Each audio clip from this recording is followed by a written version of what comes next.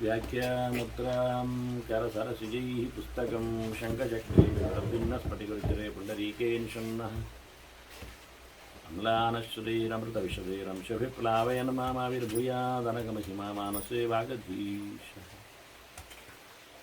नमस्ते प्राणेश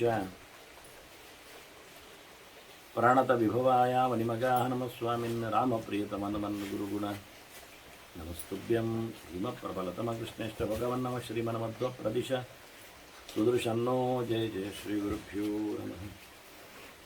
नारायणं सुरगुरुं जगदेकनाथं भक्तप्रियं सकललोकनमस्कृतं च त्रैगुण्यवर्जितमजं विभुवाद्यमीशमन्दे भुवग्रम् अमरासुरसिद्धवन्द्यं नारायणं नमस्कृत्य नरं चैव नरोत्तमं देवीं सरस्वतीं व्यासं ततो जयमुदीरये। ವೇದವ್ಯಾಸರ ಮಹಾಭಾರತದ ಚಿಂತಕರಿಗೆ ವಂದನೆಗಳು. ಅನುಶಾಸನ ಪರ್ವತ 66ನೆಯ ಪ್ರವಚನ.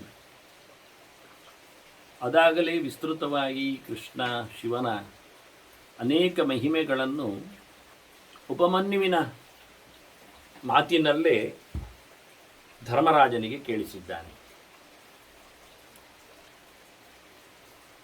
ಬಹಳ ಅದ್ಧೂರಿಯಾದ ಮಾತುಗಳು.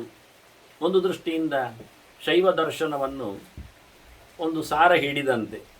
ಶೈವದಲ್ಲಿ ಅನೇಕ ಪ್ರಕಾರಗಳಿವೆ. ಅದನ್ನು ನಾನು ಆಗಮದ ಚಿಂತನೆಯಲ್ಲಿ ಶಿವರಾತ್ರಿ PPTಯಲ್ಲಿ ಕೆಲವೊಮ್ಮೆ ಕೊಟ್ಟಿದ್ದೇನೆ. ಹಾಗಾಗಿ ಅದರಲ್ಲಿ ಬರತಕ್ಕಂಥ ಪಾಶುಪತ ಆಗಲಿ ಅಥವಾ ಸಿದ್ಧಾಂತಗಳಾಗಲಿ ಇವುಗಳಿಗೆ ಸಂಬಂಧಪಟ್ಟಂತೆ ಕೆಲವು ಅನೇಕ ಸೂಕ್ತವಾದ ಮಾತುಗಳನ್ನು ಸೆರೆ ಹಿಡಿದು ಉಪಮನ್ಯು ಹೇಳಿದ್ದ ಅಂತ ಕೃಷ್ಣ ಹೇಳಿದ. ಎಲ್ಲ ಋಷಿಗಳು ಕೆಲವು ಮಾತುಗಳನ್ನು ತಮ್ಮ ಅನುಭವಗಳನ್ನು ಉಲ್ಲೇಖ ಮಾಡಿದ್ದ. ಇಷ್ಟಾಗಿ ಚರ್ಚೆಗಳೇನು ನಡೀಲಿಲ್ಲ. ಅಲ್ಲಿ ಯಥಾಶ್ರುತವಾದಂತಹ ಮಾತುಗಳು. ಇಲ್ಲಿ ಮಾತುಗಳ ಓಘದಲ್ಲಿ ರಾಶಿಯಲ್ಲಿ ವೇದವ್ಯಾಸರು ಮಾತಾಡಿದ್ದಾರೆ. ಹಾಗಾಗಿ ವ್ಯಾಸರು ಸ್ವಯಂ ಮಹಾಭಾರತವನ್ನು ರಚನೆ ಮಾಡಿದವರೇ. ವ್ಯಾಸರು ಅಲ್ಲಿ ನಿಂತು ಭೀಷ್ಮರ ಪಕ್ಕದಲ್ಲಿದ್ದಾಗ ಧರ್ಮರಾಜನಿಗೆ ಉಪದೇಶಗಳನ್ನು ಕೊಟ್ಟರು. ಏನಾದರೂ ಧರ್ಮರಾಜ ಯಮ ಇದ್ದಾನೆ, ಯಮನಿಗಿಂತ ಯಮನನ್ನೇ ಮೃತ್ಯುವನ್ನೇ ಗೆದ್ದಿರತಕ್ಕ ಮೃತ್ಯುಂಜಯ ಶಿವ ಬಹಳ ಎತ್ತರದಲ್ಲಿದ್ದಾನೆ. ಹಾಗಾಗಿ ಅವನ ಉಪಾಸನೆ, ಅವನ ಚಿಂತನೆ ಅದು ಸಾಧು ಅನಿಸಿದೆ. ಅದರ ಎಡೆಯಲ್ಲಿ ಸಂಹಾರ ಮಾಡಿರತಕ್ಕಂತಹ ಕ್ಷತ್ರಿಯರ ಸಂಹಾರದಲ್ಲಿ ಮುಂಚೂಣಿಯಲ್ಲಿದ್ದ ಪರಶುರಾಮನು ನಿಂತು ತಾನು ಸಂಹಾರ ಮಾಡಲಿಕ್ಕೆ ಅವನನ್ನೇ ಉಪಯೋಗಿಸಿಕೊಂಡೆ, ಅದೊಂದು ವಿಶೇಷ. ನನಗೆ ಕೊಡಲಿ ಅವನೇ ಕೊಟ್ಟದ್ದು ಅನ್ನುವ ರೀತಿಯಲ್ಲಿ ಮೃತ್ಯುಂಜಯನ ರೌದ್ರಾವತಾರದ ಬಗ್ಗೆ ಚಿಂತನೆಯನ್ನು ತಿಳಿಸಿದ್ದ. ಈಗ ಮತ್ತೆ ಕೊನೆಗೆ ಕಡೆಯದಾಗಿ ಕೃಷ್ಣನ ಮಾತುಗಳು ಇಲ್ಲಿ ಬಂದಿವೆ. ಆದರೆ ಕೃಷ್ಣ ಅದನ್ನು ಉಪಮನ್ಯುವಿನ ಮಾತು ಅಂತಲೇ ಹೇಳುತ್ತಾನೆ, ತನ್ನ ಮಾತು ಅಂತೂ ಹೇಳುವುದಿಲ್ಲ. ಅದನ್ನು ಗಮನಿಸಬೇಕಾದ ವಿಷಯ. ಯಾಕೆಂದ್ರೆ ನಮಗದು ಮುಖ್ಯ ಮುಂದೆ ಬೇಕಾಗ್ತದೆ. ಧರ್ಮರಾಜನ ತಲೆಯಲ್ಲಿ ಏರುಪೇರು ಆಗಲಿಕ್ಕೆ ಕಾರಣ ಇದುವೇ ಎನ್ನುವುದು ಅರ್ಥ ಆಗ್ತದೆ. ಇರಲಿ, ಈಗ ಸದ್ಯಕ್ಕೆ ಉಪಮನ್ಯು ಏನು ಹೇಳುತ್ತಾನೆ? ಸರ್ವಥಾ ವರ್ತಮಾನೋಪಿಯೋ ಭಕ್ತಃ ಪರಮೇಶ್ವರೇ ಸದೃಶಃ ಅರಣ್ಯವಾಸೀನಾಂ ಮುನೀನಾಂ ಭಾವಿತಾತ್ಮನ. ಯಾರಾದರೂ ಕಟ್ಟುನಿಟ್ಟಾಗಿ ಗಟ್ಟಿಮುಟ್ಟಿನಲ್ಲಿ ಅಂತ ನೆಲೆಯಲ್ಲಿ ಶಿವನನ್ನು ಮೆಚ್ಚಿಕೊಳ್ಳುತ್ತಾನೋ, ಉಪಾಸನೆ ನಡೆಸ್ತಾನೋ, ತಪ್ಪಿಸಿಕೊಂಡು ಹೋಗುವುದಿಲ್ಲವೋ, ತಾನು ಹಾಗೆ ಮಾಡಿದ್ನಲ್ಲ ಉಪಮನ್ಯು. ಹಾಗಾಗಿ ಅಂಥವನು ಖಂಡಿತವಾಗಿಯೂ ಎಷ್ಟು ದೊಡ್ಡ ಸಾಧಕ ಅನಿಸ್ತಾನೆ ಅಂದರೆ, ಒಂದು ದೃಷ್ಟಿಯಿಂದ ಕಾಡಿನಲ್ಲಿ ಕೂತು ಆ ಸಾಧನೆ ಮಾಡತಕ್ಕ ಋಷಿಗಳಂತೆ ಅಂತ, ಮೌನದಲ್ಲಿ ಇದ್ದುಕೊಂಡು ಕಾಡಿನಲ್ಲಿರತಕ್ಕ ಸೊತ್ತುಗಳನ್ನು ತಿಂದು ಬದುಕುವ ದೊಡ್ಡ ಜನರಂತೆ, ಸಾಧಕರಂತೆ ಅಂತ ಅನಿಸ್ತಾನೆ. ದೇವರ ಎಚ್ಚರಾದವರ ಸಾಲಿನಲ್ಲಿ ಸೇರ್ತಾನೆ ಅಂತ. ಇನ್ನೂ ಗಮ್ಮತ್ತು ಮಾಡಿ ಹೇಳ್ತಾನೆ ಉಪಮನ್ಯು, ಈ ಗೆರೆಗೋಸ್ಕರ ನಾನು ಇಷ್ಟು ಪೀಠಿಕೆ ಮಾಡಿದ್ದೆ, ಇದು ಎಷ್ಟು ಸಾಧು ಅನಿಸಿಕೊಳ್ಳುತ್ತದೆ ಕೇಳಿಕೊಳ್ಳಿ. ಬ್ರಹ್ಮತ್ವಂ ಕೇಶವತ್ವಂ ವಾ ಶಕ್ರತ್ವಂ ವಾ ಸುರೈಸ್ಸಹ ತ್ರೈಲೋಕ್ಯಸ್ಯಾಧಿಪತ್ಯಂ ವಾ ತುಷ್ಟೋ ರುದ್ರ ಪ್ರಯಚ್ಛತಿ. ರುದ್ರ ಬಹಳ ದೂರ, ಆದರೂ ಒಂದೊಮ್ಮೆ ಅವ ಸಂತುಷ್ಟನಾದರೆ, ಖುಷಿ ಪಟ್ಟರೆ ಏನು ಬೇಕಾದ್ರೂ ಕೊಡ್ತಾನೆ. ಎಲ್ಲಿವರೆಗೆ ಕೇಳಿದರೆ 3 ಲೋಕದ ಒಡೆತನವನ್ನು ಕೊಡ್ತಾನೆ. ಮೂರು ಲೋಕದಲ್ಲಿ ಎಲ್ಲಿಯ ಒಡೆತನವನ್ನು ಕೊಡ್ತಾನೆ. ದೇವತೆಗಳ ರಾಶಿಯಲ್ಲಿ ಇಂದ್ರನ ಪದವಿ ಕೊಡ್ತಾನೆ, ಇಂದ್ರ ಪದವಿಯನ್ನು ಕೊಡಿಸ್ತಾನೆ. ಯಾಕೆ ಇಂದ್ರ ಪದವಿ ಕೊಡಿಸುವ ಸಾಮರ್ಥ್ಯವನಲ್ಲಿದೆ. ಮತ್ತು ಮುಂದುವರಿದು ಹೇಳುವಾಗ ಇಲ್ಲಿ ಒಂದು ಪದ ಅಂದರೆ ಒಂದು ಪಾದ, ಬ್ರಹ್ಮತ್ವಂ ಕೇಶವತ್ವಂ ವಾ. ಇಲ್ಲಿ ನಾವು ಬ್ರಹ್ಮಶಬ್ದಕ್ಕೆ ಜಾತಿ ಅರ್ಥ ಮಾಡಿಕೊಳ್ಳಿಕ್ಕೆ ಬರ್ತದೆ. ಅದನ್ನು ಬ್ರಾಹ್ಮಣ ಜಾತಿಯನ್ನು ಮಾಡಿಕೊಡುತ್ತಾನೆ. ವಿಶ್ವಾಮಿತ್ರ ಹೇಳಿಕೊಂಡ ನನಗಾಗಿದೆ ಅದು ಅಂತ. ಹಾಗಾಗಿ ಬ್ರಹ್ಮ ಅಂದರೆ ಪೂರ್ಣ ಅಂತ ಅರ್ಥ, ವೃದ್ಧಿ ಅಂತ ಅರ್ಥ. ಆದ್ದರಿಂದ ವೃದ್ಧಿಯನ್ನಾಗಿಸ್ತಾನೆ, ಪೂರ್ಣತ್ವವನ್ನು ಕೊಡ್ತಾನೆ, ಅವರವರ ಯೋಗ್ಯತೆಯಂತೆ ತುಂಬುವಂತೆ ಮಾಡ್ತಾನೆ, ಅದು ಸರಿ ಅರ್ಥ. ಆದರೆ ಇಲ್ಲಿ ಸಾಲಲ್ಲಿ ಕೇಳುವಾಗ ಶಕ್ರತ್ವಂಬ ಇರುವಾಗ ಇಂದ್ರ ಪದವಿಯನ್ನು ಕೊಡ್ತಾನೆ, ಮೂರು ಲೋಕದ ಒಡೆತನವನ್ನು ಕೊಡ್ತಾನೆ. ಮೂರು ಲೋಕದಲ್ಲಿ ಉಳಿದ ಒಡೆತನದಲ್ಲಿರುವವರು ವರುಣ ಮತ್ತು ಯಮ, ನಿರೃತಿ ಇವರೆಲ್ಲ ಇದ್ದಾರೆ. ಅವರೆಲ್ಲರ ಯೋಗ್ಯತೆಯನ್ನು ಇಟ್ಟುಕೊಳ್ಳುವಂತೆ ಬೇಕಾದರೆ ಮಾಡ್ತಾನೆ ಅಂತ ಆಯಿತು. ಈಗ ಈ ಸಾಲಿನಲ್ಲಿರತಕ್ಕ ಒಂದು ಪದದಲ್ಲಿ ಶಕ್ರತ್ವ ಎಲ್ಲ ಬಂದದ್ದಕ್ಕಾಗಿ ಬ್ರಹ್ಮತ್ವಂ ಕೇಶವತ್ವಂ ವಾ ಶಕ್ರತ್ವಂ ಅಂತ ಸಾಲಲ್ಲಿ ಇರ್ಲಿಕ್ಕೆ ಹೋಗಿ, ಬ್ರಹ್ಮತ್ವ ಅಂದಾಗ ಪೂರ್ಣತೆ ಅಥವಾ ಜಾತಿ ಎಲ್ಲ ಅರ್ಥ ಹೇಳುವುದಕ್ಕಿಂತ ಬ್ರಹ್ಮ ಅಂದರೆ ಚತುರ್ಮುಖನನ್ನೇ ಹೇಳಲಿಕ್ಕೋಸ್ಕರ ಚತುರ್ಮುಖ ಪದವಿಯನ್ನಾದರೂ ಕೊಡ್ತಾನೆ ಅಂತ ಆಯ್ತು. ಹಿಂದೆ ಹೇಳಿದ್ದೇನು, ಯಸ್ಯ ಪ್ರಸಾದಜೋ ಬ್ರಹ್ಮ ರುದ್ರಶ್ಚಕ್ರೋದು ಸಂಭವ ಅಂತ ಹೇಳಿಕೊಳ್ಳುವಲ್ಲಿ, ಮತ್ತು ಹಿಂದೆ ಸೃಷ್ಟಿಯನ್ನು ಹೇಳುವಾಗ ಬ್ರಹ್ಮ ಸೃಷ್ಟಿಯಾಗಿದ್ದಾನೆ, ಬ್ರಹ್ಮನ ನಂತರದಲ್ಲಿ ಬ್ರಹ್ಮನಿಂದಾಗಿ ಶಿವ ಸೃಷ್ಟಿಯಾಗಿದ್ದಾನೆ. ಅವನೇ ಹೇಳಿಕೊಂಡಿದ್ದಾನೆ, ಶಿವನೇ ನಾನು ಬ್ರಹ್ಮನಿಂದ ಹುಟ್ಟಿ ಬಂದಿದ್ದೇನೆ ಅಂತ. ಈಗ ಈ ಹುಟ್ಟಿದ ಶಿವ ಬ್ರಹ್ಮನ ಪದವಿಯನ್ನು ಕೊಡುವುದು ಹೇಗೆ, ಅಥವಾ ಬ್ರಹ್ಮನಾಗಿಸುವುದು ಹೇಗೆ ಅನ್ನುವುದು ಪ್ರಶ್ನೆಯಲ್ಲಿ ಉಳಿತದೆ. ಅದರಂತೆ ಅದರ ಪಕ್ಕದಲ್ಲಿ ಕೇಶವತ್ವಮ್ಮ ಒಂದುಂಟು. ಅವನು ನಾರಾಯಣನೂ ಆಗಿಬಿಡ್ತಾನೆ ಬೇಕಾದರೆ ಅಂತ, ಅದನ್ನು ಕೊಡ್ತಾನೆ ಅಂತ. ಅಲ್ಲ, ಇವನೇ ಆಗಲಿ ಮೊದಲು ಅಲ್ವಾ? ಅದು ಸರಿ. ಇನ್ನೊಬ್ಬರಿಗೆ ಕೊಡುವುದಕ್ಕಿಂತ ಇವನು ಬ್ರಹ್ಮ ಆಗಲಿ, ಶಿವ ಬ್ರಹ್ಮ ಆಗಲಿ, ನಾನು ಹೇಳುತ್ತೇನೆ, ನಾನು ಕೇಳುತ್ತೇನೆ, ಇವನು ಕೊಡುವುದೇನು ಬಂತು? ಇವನಾಗಲಿ. ಇವನು ಮನಸ್ಸು ಮಾಡಿದರೆ ರಾಜಕೀಯದಲ್ಲಿ ಯಾರನ್ನಾದರೂ ಪ್ರಧಾನಿ ಮಾಡುತ್ತಾನೆ ಅಂತ ಹೇಳಿದ ಹಾಗೆ, ಮೊದಲು ಅವನೇ ಆಗಲಿಕ್ಕೆ ನೋಡಲಿ ಪ್ರಧಾನಿ, ಯಾರನ್ನಾದರೂ ಮಾಡೋದು ಮತ್ತೆ ನೋಡುವ. ಹಾಗೆ ಕೇಳಲಿಕ್ಕೆ ಬರ್ತದಲ್ಲ ಪವರ್ ಅಂದರೆ. ಹಾಗೆ ಇಲ್ಲಿ ಶಿವನಿಗೆ ಅವನೇ ಮೊದಲಾಗಲಿ. ಅದು ಇಲ್ಲಿ ರುದ್ರತ್ವ ಯಾಕೆ ಕೊಡಲಿಲ್ಲ ಇವಾಗ? ಅದು ಬಿಟ್ಟಿದ್ದಾರೆ ಇಲ್ಲಿ. ಬೇಕಾದರೆ ನಾನು ನನ್ನ ಪದವಿಯನ್ನು ಕೊಡ್ತೇನೆ ಹೇಳ್ಬೋದಲ್ಲ, ನನಗೆ ಖುಷಿಯಾಗಿಬಿಟ್ರೆ ಅದು ಅದರ ಲೋಕದಲ್ಲಿ ಕಾಣ್ತದೆ. ನಮಗೆ ತುಂಬ ಖುಷಿಯಾದವರು, ಭಾರಿ ಖುಷಿ ಆದರೆ ನಾನು ಬೇಕಾದ್ರೆ ನನ್ನ ಮನೆಯನ್ನೇ ಕೊಡುತ್ತೇನೆ ಹೇಳ್ತಾನೆ. ರಾಮ ಹೇಳಲಿಲ್ವ, ನಾನು ಬೇಕಾದರೆ ಜನರಿಗೋಸ್ಕರ ಏನನ್ನು ಬಿಡುತ್ತೇನೆ, ಮನೆಯನ್ನು ಬಿಡುತ್ತೇನೆ, ಮಕ್ಕಳನ್ನು ಬಿಡುತ್ತೇನೆ, ಮಡದಿಯನ್ನು ಬಿಡುತ್ತೇನೆ ಅಂದಿದ್ದಾನೆ. ಮತ್ರಿ ಮೂರು ಬಿಡುತ್ತೇನೆ ಅಂತ, ಮನೆ, ಮಕ್ಕಳು, ಮಡದಿ, ಜನರಿಗಾಗಿ ಅವನು ಹೇಳೋ ರೀತಿ ಅದು ತ್ಯಾಗದ ಕಥೆ. ಹಾಗೆ ಶಿವನು ಭಕ್ತರಿಗಾಗಿ ನಾನು ಏನು ಬೇಕಾದ್ರೆ ಮಾಡುತ್ತೇನೆ, ಅವನು ಇಂದ್ರ ಪದವಿ ಕೊಡ್ತೇನೆ, ಅವನು ನಾನು ಬೇಕಾದರೆ ಬ್ರಹ್ಮನನ್ನಾಗಿಸ್ತೇನೆ ಅವನನ್ನು. ಇದು ಯಾರಿಗೆ ಹೇಳಿದ್ದಾರೆ ಗೊತ್ತುಂಟ ಈ ಮಾತು? ಇದು ಅವನು ಕದ್ದು ಹೇಳಿದ ಹಾಗೆ ಕಾಣ್ತದೆ ಲೆಕ್ಕಾಚಾರ ನೋಡಿದರೆ. ಶಿವ ಒಮ್ಮೆ ಬ್ರಹ್ಮದೇವರ ಒಂದು ತಲೆಯನ್ನು ಉಗುರಿನಿಂದ ತೆಗೆದುಬಿಟ್ಟ, ಚೂಟಿ. ನಾವು ಗೇರು ಬೀಜವನ್ನು ತೆಗೆಯುವುದಿಲ್ವ, ಗೇರು ಹಣ್ಣಿನಿಂದ ಹಾಗೆ ಹೊರಗಿನಿಂದ ಕಾಣುವ ಬೀಜವನ್ನು, ಅದು ಬಹಿರ್ಬೀಜ ಹಣ್ಣು. ಉಳಿದ ಹಾಗೆಲ್ಲ ಉಳಿದ ಹಣ್ಣುಗಳೆಲ್ಲ ಹೊಟ್ಟೆಯೊಳಗೆ ಇಟ್ಕೊಂಡ್ರೆ ಬೀಜವನ್ನು ಇದು ಹೊರಗೆ ಇಟ್ಟುಬಿಟ್ಟಿದೆ. ಅದು ಗೊತ್ತುಂಟು, ಯಾರಾದರೂ ಕಚ್ಚಿ ತಿಂತಾರೆ, ಅದರಿಂದ ನಾನು ಬೀಜ ಮಡಿ ಇರಬೇಕು ಅಂತ. ಭಾಳ ವಿಚಿತ್ರ, ಮಡಿ ಹಣ್ಣು ಆ ಲೆಕ್ಕದಲ್ಲಿ. ಬೀಜವನ್ನು ಹೊರಗೆ ಹಾಕಿಕೊಂಡು ಹಣ್ಣು ಹೊರಗಿಟ್ಟುಕೊಂಡದು, ಬೇಕಾದವರಿಗೆ ಹಣ್ಣು ಕಿತ್ತುಕೊಳ್ಳಿ, ನಾನು ಮಡಿ ಇರ್ತೇನೆ ಬೀಜನಾಗಿ ಅಂತ. ಬೇರೆ ಎಲ್ಲೆಲ್ಲ ಹಾಗಲ್ಲ, ಮೂಸಂಬಿ ಕಿತ್ತಳೆ ಇವೆಲ್ಲ ಬಾಯಿ ಹಾಕ್ಕೊಂಡು ಬೀಜವನ್ನು ಉಗುಳುತ್ತಾರೆ ನಮ್ಮ ಮನೆಗೆ. ಹಾಗೆ ಇಲ್ಲಿ ಬಹಳ ಚಂದವಾಗಿ ಅವ ಬ್ರಹ್ಮನ ಕಪಾಲವನ್ನು ಕೈಯಲ್ಲಿ ಇಟ್ಕೊಂಡ್ಬಿಟ್ಟ. ಅದು ಬಿಚ್ಚಲಿಕ್ಕೆ ಕೇಳಲಿಲ್ಲ, ಅದು ಕಚ್ಚಿಕೊಂಡಿದ್ದವನಿಗೆ ದೊಡ್ಡ ಗಲಾಟೆ ಆಗಿದ್ದದು ಬ್ರಹ್ಮ ಕಪಾಲ ಅಂತ. ಅದು ಇವತ್ತು ಬ್ರಹ್ಮಕಪಾಲ ಯಕ್ಷಗಾನದಲ್ಲಿ ಆಗುವ ರಾತ್ರಿಯಿಂದ ಬೆಳಗಿನವರೆಗೂ ಚಂಡೆಯಲ್ಲಿ ಕುಣಿತದೆ ಅದು. ಹಾಗೆ ಆಯ್ತು ಅವನಿಗೆ, ಎಲ್ಲಿ ಹೋದು ಬಿಡುವುದಿಲ್ಲ, ಯಾವ ತೀರ್ಥದಲ್ಲಿ ಮುಳುಗಿದ್ರೂ ಹೋಗುವುದಿಲ್ಲ. ಅವು ಚೂಟಿದ್ದಾನೆ ಬ್ರಹ್ಮದೇವರ ತಲೆಯನ್ನು ತೆಗಿಲಿಕ್ಕೆ ಕೈಯಲ್ಲಿ ಹಿಡ್ಕೊಂಡಿದೆ, ಅಂಟಿಕೊಂಡಿದೆ. ಅದು ಏನು ವಿಚಿತ್ರ ನೋಡಿ. ಕೊನೆಗೆಲ್ಲ ಆಯ್ತು ಬಿಡಿ, ಅದಕ್ಕೆ ಪ್ರಾಯಶ್ಚಿತ್ತಕ್ಕೆ ನಾರಾಯಣನು ಬಂದ ಎಲ್ಲ ಕೆಲಸ ಆಯಿತು. ಆದರೆ ಇಲ್ಲಿ ಮುಖ್ಯವಾಗಿ ಮಹಾಲಕ್ಷ್ಮಿ ಗದರಿಸ್ತಾಳೆ. ಏನು ಮಾಡಿದೆ ನೀನು, ನನ್ನ ಮಗನ ತಲೆಯನ್ನು ಯಾಕೆ ಕಡದೆ, ನೀನು ಬ್ರಹ್ಮದ್ವೇಷಿ ಆಗಿದೆಯಲ್ಲ, ನೀನು ಬ್ರಹ್ಮಹತ್ಯೆ ಮಾಡಿದಾಗಾಯ್ತಲ್ಲ, ಈಗ ನಿನ್ನ ನಾನು ಸುಮ್ಮನೆ ಬಿಡುತ್ತೇನಾ, ನಿನಗೆ ನಾನು ಹೊಡೆದಾಕ್ತೇನೆ. ಅಲ್ಲ, ರುದ್ರನನ್ನು ಹೊಡೆದಾಕಿದ್ರೆ ನಾಳೆ ಮತ್ತೆ ರುದ್ರ ಯಾರಿದ್ದಾನೆ, ನನಗೆ ಇಷ್ಟ ಬಂದವರನ್ನು ಕುಳ್ಳಿರಿಸ್ತೇನೆ ಅಂತಾಳೆ ಅವಳು. ಯಂ ಕಾಮಯೇ ತಂತ ಮುಗ್ರಂ ಕೃಣೋಮಿ ತಂ ಬ್ರಹ್ಮಾಣಂ ತಂ ಋಷಿಂ ತಂ ಸುಮೇಧಾಂ. ನನಗಿಷ್ಟ ಬಂದವರನ್ನು ನಾನು ನನ್ನ ಗದ್ದುಗೆಯಲ್ಲಿ ನಿಲ್ಲಿಸ್ತೇನೆ, ರುದ್ರನನ್ನಾಗಿಸ್ತೇನೆ, ಬ್ರಹ್ಮನನ್ನಾಗಿಸ್ತೇನೆ, ಸೃಷ್ಟಿಕರ್ತನನ್ನಾಗಿಸ್ತೇನೆ, ಸಂಹಾರಕರ್ತನನ್ನಾಗಿಸ್ತೇನೆ, ಲಯಕರ್ತನ ತರ್ತೇನೆ, ನಾನು ಸರ್ಗಕರ್ತನನ್ನು ತರ್ತೇನೆ. ನನಗಿಷ್ಟ, ನನಗಷ್ಟು ಪವರ್ ಇದೆ ಅಂತಾಳೆ ಅವಳು. ಒಂದು ಅದ್ಭುತವಾದಂಥ ಮಹಾಲಕ್ಷ್ಮಿ ಹೇಳಿದ್ದು, ಅಹಂ ರುದ್ರಾಯ ಧನುರಾತನೋಮಿ ಬ್ರಹ್ಮದ್ವಿಷೇ ಶರವೇ ಹಂತವಾವು. ಹಿಂಸೆ ಮಾಡಿದ್ದ ಬ್ರಹ್ಮದ್ವೇಷಿಯಾದ ರುದ್ರನಿಗೆ ನಾನು ಹೊಡಿಲಿಕ್ಕೆ ನಾನು ಬಿಲ್ಲಿ ಎತ್ತಿಕೊಳ್ಳುತ್ತೇನೆ ಅಂತಾಳು. ಈ ಮಾತನ್ನು ಅಂದರೆ ನನಗೆ ಇಷ್ಟ ಬಂದವರನ್ನು ನಾನು ಬ್ರಹ್ಮ ಮಾಡ್ತೇನೆ, ರುದ್ರ ಮಾಡ್ತೇನೆ ಅಂತ ಹೇಳಿದವಳು, ಅವಳು ತಪ್ಪಿಯೂ ನಾರಾಯಣನ ಮಾಡ್ತೇನೆ ಹೇಳಲಿಕ್ಕೆ ಹೋಗಲಿಲ್ಲ. ತನ್ನ ಗಂಡನನ್ನು ಮಾಡುವ ವಿಷಯದಲ್ಲಿ ಮಾತಾಡಲಿಲ್ಲ ಅವಳು. ಅಷ್ಟೇ ಅವಳು ಯೋಗ್ಯತೆ. ಅವಳು ಹೇಳಿದೆ ಯಥಾವತಿ ಮಹಿನಾ ಸಂಭವ, ನನಗಿಷ್ಟೇ ಅಂತ ಹೇಳಿಕೊಳ್ತಾಳೆ ಅವಳು.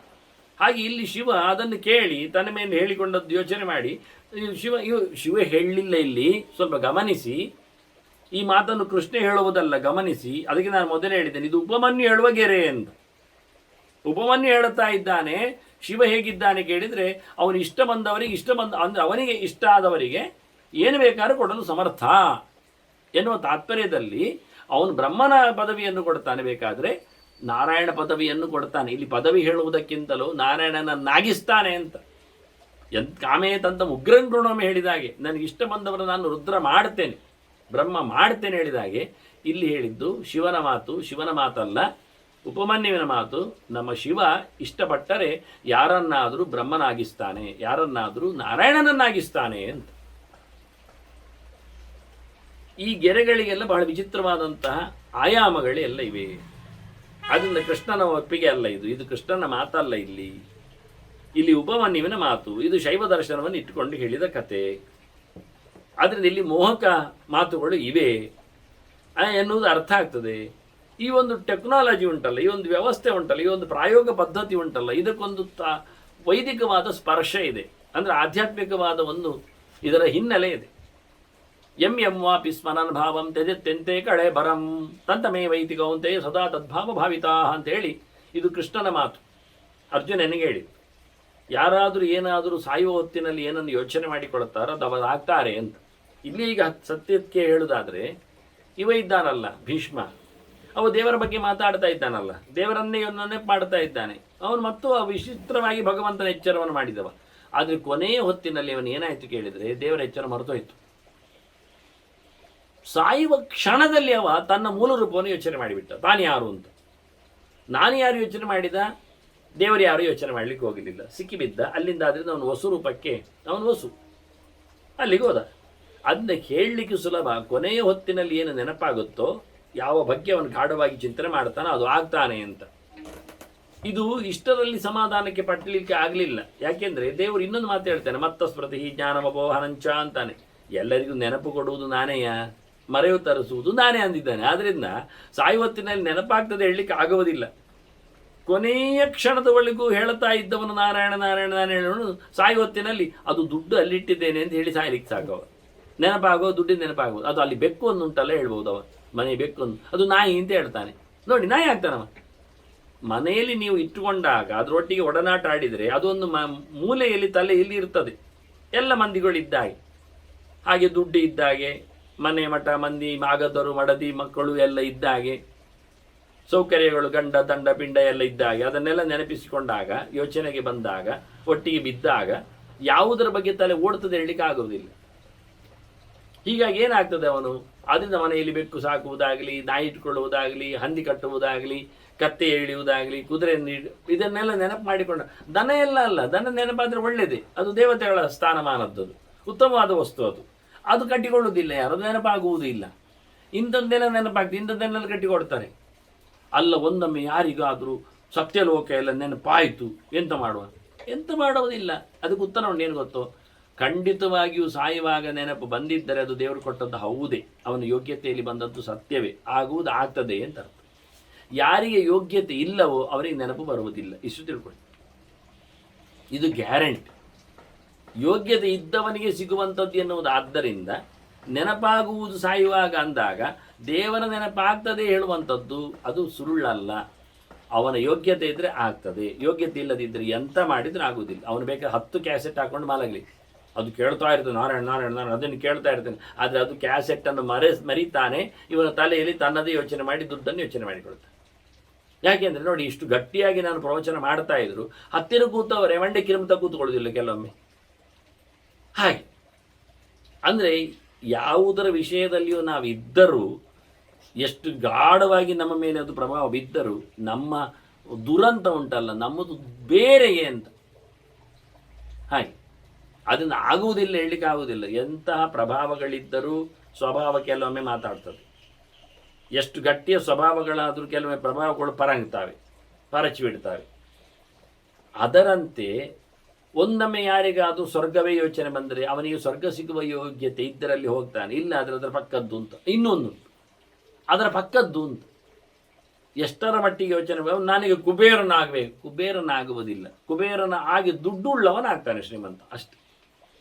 ಹಾಗೆ ಅಯೋಗ್ಯನಾದವನೇ ಅವನ ಯೋಗ್ಯತೆ ಎಷ್ಟುಂಟು ಅಷ್ಟೇ ಕೊಡ್ತಾರೆ ದೇವರು, ಅದರ ಆಚೆ ಕೊಡುವುದಿಲ್ಲ. ಅದನ್ನು ಕೇಶವತ್ವಂ ಅಂದ ತಕ್ಷಣ ದೇವರಾಗುವ ಪ್ರಶ್ನೆ ಅಲ್ಲ, ದೇವರ ಭೃತ್ಯನಾಗ್ತಾನೆ, ದೇವರಂತೆ ಆಗ್ತಾನೆ. ಅಂದರೆ ಸಾರೋಪ್ಯ, ಸಾಮೀಪ್ಯ, ಸಾಲೋಕ್ಯ ಇವೆಲ್ಲ ಇಲ್ವಾ? ದೇವರ ಹಾಗೆ ಆಗತಕ್ಕಂಥ ಕಥೆಗೆ ಸಾರೂಪ್ಯ ಅಂತ. ಆದರೆ ಈ ಶ್ಲೋಕಗಳಿಗೆಲ್ಲ ಒಂದು ವಿಚಿತ್ರವಾದಂಥ ಆಯಾಮಗಳು, ಅರ್ಥಗಳು ಉಂಟು, ಮಾಡಿಕೊಳ್ಳಿಕ್ಕೆ ಬರ್ತದೆ. ಆದರೆ ಕೂಡಲೇ ಆಗುವುದಿಲ್ಲ, ಸ್ವಲ್ಪ ಉದ್ದವಾದ ಚಿಂತನೆಯಲ್ಲಿ ಆಗುವಂಥ. ಇಷ್ಟಾಗಿಯೂ ಇದು ಕೃಷ್ಣನ ಮಾತು ಅಲ್ಲ. ಆದರೆ ಕೃಷ್ಣ ಅದನ್ನು ಹೇಳಿದ್ದಾನೆ ಹೇಳುವಾಗ ಅದು ಉಪಮನ್ಯನನ್ನು ಹೇಳಿದ್ದಾನೆ ಅಂತ ಹೇಳ್ತಾನೆ. ದರ್ಶನ ಹೇಳಿದಾಗ ಹೇಳುವುದು ತಪ್ಪಲ್ಲ. ನಿನ್ನ ಅಭಿಪ್ರಾಯವ ಅಂತ ಯಾರಾದರೂ ಕೇಳಿದರೆ ಕೃಷ್ಣ ಹೇಳ್ತಾನೆ, ನನ್ನ ಅಭಿಪ್ರಾಯ ನಾನು ಅರ್ಜುನನಿಗೆ ಹೇಳಿದ್ದೇನೆ. ಅನನ್ಯ ಚಿಂತೆಯಂತೋ ಮಮೇ ಜನ ಪರಿಭಾಸತೆ ಅಂತ, ನನ್ನ ಬಳಿಗೆ ಬಂದರೆ ಅಂತ, ಮನವನಾಭವ ಅಂತ, ಉಳಿದವರನ್ನೆಲ್ಲ ಬಿಡು ಅಂತ ಹೇಳಿದ್ದೇನೆ ನಾನು. ಉಳಿದವರೆಲ್ಲ ಯಾರು ಅಲ್ಲ ಅದು ಅಂತ ಹೇಳಿದ್ದೇನೆ. ಅವರನ್ನೆಲ್ಲ ಮುಟ್ಲಿಕ್ಕಿಲ್ಲ. ಶ್ರೀ ಸ್ವರ್ಯ ಪ್ರಜೆಪ್ಸಮಃ ಅಂತೆಲ್ಲ ಬೇರೆ ಕಡೆಯೂ ಮಾತುಗಳು ಬಂದಿವೆ. ಏನೇನೋ ಬೇಕಾದದ್ದಿದ್ರೆ ಬೇಕಾದವರನ್ನು ಮಾತಾಡಿ, ದೇವರನ್ನಲ್ಲ ಅಂತ. ಅಕಾಮ ಸರ್ವಕಾಮೋ ಮೋಕ್ಷಕಾಮ ಉದಾರದಿ ತೀವ್ರೇಣ ಭಕ್ತಿಯೋಗೆ ರಜೇತ ಪರಮಂ ಹರಿಂ. ಇದು ಬಹಳಷ್ಟು ಬಾರಿ ಹೇಳಿದ್ದರಿಂದ ಕೃಷ್ಣನ ಸಂದೇಶ ಅಲ್ಲ ಇದು. ಇಂತಹ ಒಂದು ಗೊಂದಲವನ್ನು, ವಿಚಿತ್ರವಾದ ಚಿಂತನೆಯನ್ನು ಧರ್ಮರಾಜನ ಕಟ್ಟೆಯಲ್ಲಿ ಹಾಕಿದ್ದಕ್ಕೇನೆ ಧರ್ಮರಾಜ ಕೊನೆಗೆ ಕಿಮೇ ಕಂ ದೈವತಂ ಲೋಕೆ ಶುರು ಮಾಡ್ತಾನೆ. ಇದು ನಾನು ಶುರು ಮಾಡುತ್ತೇನೆ ಈಗ ಸ್ವಲ್ಪ ಹೊತ್ತಿನಲ್ಲಿ, ಯಾಕೆಂದರೆ ಇದಕ್ಕೆ ಸಂಬಂಧಪಟ್ಟಂತೆ ಅಂತ ಹೇಳಲಿಕ್ಕೆ. ಅದೇ ಧರ್ಮರಾಜನ ಒಳಗುದಿಯಲ್ಲಿ ಆಗಿರತಕ್ಕಂಥ ಗೊಂದಲಗಳು. ನೀವು ಢಾಳಾಗಿ ಶಿವನ ಲಿಂಗವನ್ನು ಪ್ರತಿಷ್ಠೆ ಮಾಡಿದ್ದರಿಂದ ಇದು ಕೊನೆಗೆ ಈ ಗೆರೆ ಡೈಜೆಸ್ಟೇ ಆಗ್ತಾ ಇಲ್ಲ. ದೇವರನ್ನು ನೋಡಿ ಎಷ್ಟು ಸುಲಭ, ಎಷ್ಟು ಗಮ್ಮತ್ತುಂಟು ನೋಡಿ, ಕೇಶವತ್ವಮ್ಮ ಅಂತ. ಇನ್ನು ಬೇರೆ ಬೇರೆ ಅರ್ಥಗಳನ್ನು ಮಾಡುವಂಥದ್ದೆಲ್ಲ ವಿಷಯಗಳೇ ಬೇರೆ. ಅದು ವಿಷಯವೇ ಅಲ್ಲ. ಇಲ್ಲಿ ಆನಂದದಲ್ಲಿ ಓಲಾಡುವಂತೆ ಮಾಡುವುದಕ್ಕೆ ಅರ್ಥ ಬ್ರಹ್ಮಶಬ್ದಕ್ಕೆ ಹೇಳಿದ ಹಾಗೆ, ಪೂರ್ಣತ್ವ ಅಂತ ಅರ್ಥ ಮಾಡಿದ ಹಾಗೆ, ಬ್ರಹ್ಮಜಾತಿಯಿಂದ ಅರ್ಥ ಮಾಡಿದ ಹಾಗೆ. ಕೇಶವತ್ವ ಅಂದರೆ ಏನರ್ಥ? ಕೆ ಅಂದರೆ ಉದಕೆ ಅಂತ ಅರ್ಥ ನೀರಿನಲ್ಲಿ, ಶವ ಅಂದರೆ ಗತ ಒಂದು ಅರ್ಥ. ನೀರಿನಲ್ಲಿ ನಿಲ್ಲುವಂತೆ ಮಾಡ್ತಾನೆ, ನೀರಿನಲ್ಲಿ ಪವಡಿಸುವಂತೆ ಮಾಡ್ತಾನೆ, ದೀಪದಲ್ಲಿ ಮನೆ ಬರುವಂತೆ ಮಾಡ್ತಾನೆ, ಇದೆಲ್ಲ ಅರ್ಥ. ನದಿಯಲ್ಲಿ ಅವನು ಇರುವಂತೆ, ನದಿ ತೀರದಲ್ಲೆಲ್ಲ ಇರುವಂತೆ, ಕ್ಷೇತ್ರಗಳೆಲ್ಲ ಇದೆಲ್ಲ ಅರ್ಥ ಮಾಡಲಿಕ್ಕೆ ಆಗೋದಿಲ್ಲ ಅಲ್ಲ. ಈ ಒಂದು ಜಿಡುಕುಗಳು, ಈ ಒಂದು ಫಿಟ್ಟಿಂಗ್ಸ್ಗಳು ಇರ್ಲಿಕ್ಕೆ ಹೋಗಿ ಶಬ್ದ ಪ್ರಯೋಗ ಮಾಡೋದು, ಆಗ ಗೊಂದಲವೇ ಇಲ್ಲ. ಆದರೆ ಗೊಂದಲ ಇಲ್ಲದೆ ಪರಿಹಾರ ಮಾಡಲಿಕ್ಕೋಸ್ಕರವೇ, ಗೊಂದಲ ಬಂದರೆ ಪರಿಹಾರ ಮಾಡಲಿಕ್ಕೋಸ್ಕರ ಇಷ್ಟೆಲ್ಲ ವಿಷಯಗಳು, ಇಷ್ಟೆಲ್ಲ ಧರ್ಮರಾಜನಲ್ಲಿ ಒಳಗೆ ಯೋಚನೆಗಳೆಲ್ಲ ಬಂದಿವೆ. ಇರಲಿ, ಕೃಷ್ಣ ಹೇಳಿದ ಮಾತನ್ನು ಕೇಳುವ, ಉಪಮನ್ಯು ಹೇಳಿದ್ದಾನೆ ಎನ್ನುವುದಾಗೆ ಕೇಳಿಕೊಂಡು ಅದರ ಚಿಂತನೆಯನ್ನು ಮಾಡುತ್ತಾ ಮುಂದುವರಿಯುವುದಾಗಿದ್ದರೆ ಅವನು ಹೇಳ್ತಾನೆ, ಮನಸಾಪಿ ಶಿವಂ ತಾತ ತೇ ಪ್ರಬದ್ಯಂತಿ ಮಾನವಾಹ. ಯಾರಾದರೂ ಮನಸ್ಸಿನಲ್ಲೇ ಆದರೂ ಶಿವನನ್ನು ಯೋಚನೆ ಮಾಡಿದ್ರೂ ಸಾಕಾಗ್ತದೆ. ಕ್ರಿಯಾರೂಪದಲ್ಲಿ, ವಾಗ್ರೂಪದಲ್ಲಿ ತರದಿದ್ದರು. ಯಾಕೆ? ಮನಸ್ಸು ಪ್ರಧಾನ ಅಲ್ವ.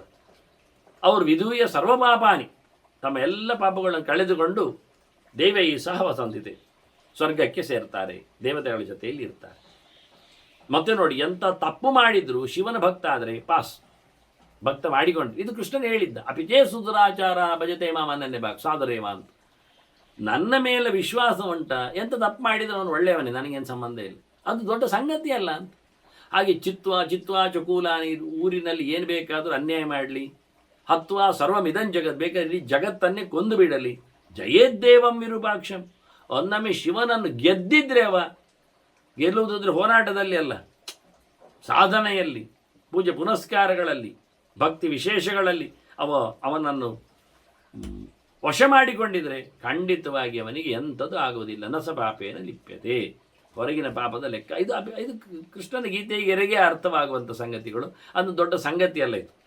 ಸರ್ವ ಲಕ್ಷಣ ಏನೋ ಎಂತ ಬೇಕಾದ್ರೆ ಅವನಲ್ಲಿ ಇಲ್ಲದಿಲ್ಲ. ಲಕ್ಷಣ ಅಂದರೆ ಶಿಖ, ಊರ್ಧ್ವಪುಂಡ್ರ, ಮುದ್ರಾಧಾರಣ, ಕಚ್ಚೆ, ಪಚ್ಚಕಟ್ಟಿ, ಅದೆಲ್ಲ ನೀವು ಹೊರಗಿನ ಲಕ್ಷಣ ಒಳಗಿನ ಲಕ್ಷಣ ಏನು ಬೇಕಾದ್ರೆ ಇಟ್ಟುಕೊಳ್ಳಿ, ಅದು ಬಿಟ್ಟೇ ಹೊಡಿ. ಯುಕ್ತೋವಾ ಸರ್ವಪಾತಗೆ, ಬೇಕಾದರೆ ಎಲ್ಲ ಪಾಪವನ್ನು ಅವನಲ್ಲಿ ಮೆತ್ತಿಸಿಕೊಳ್ಳಿ.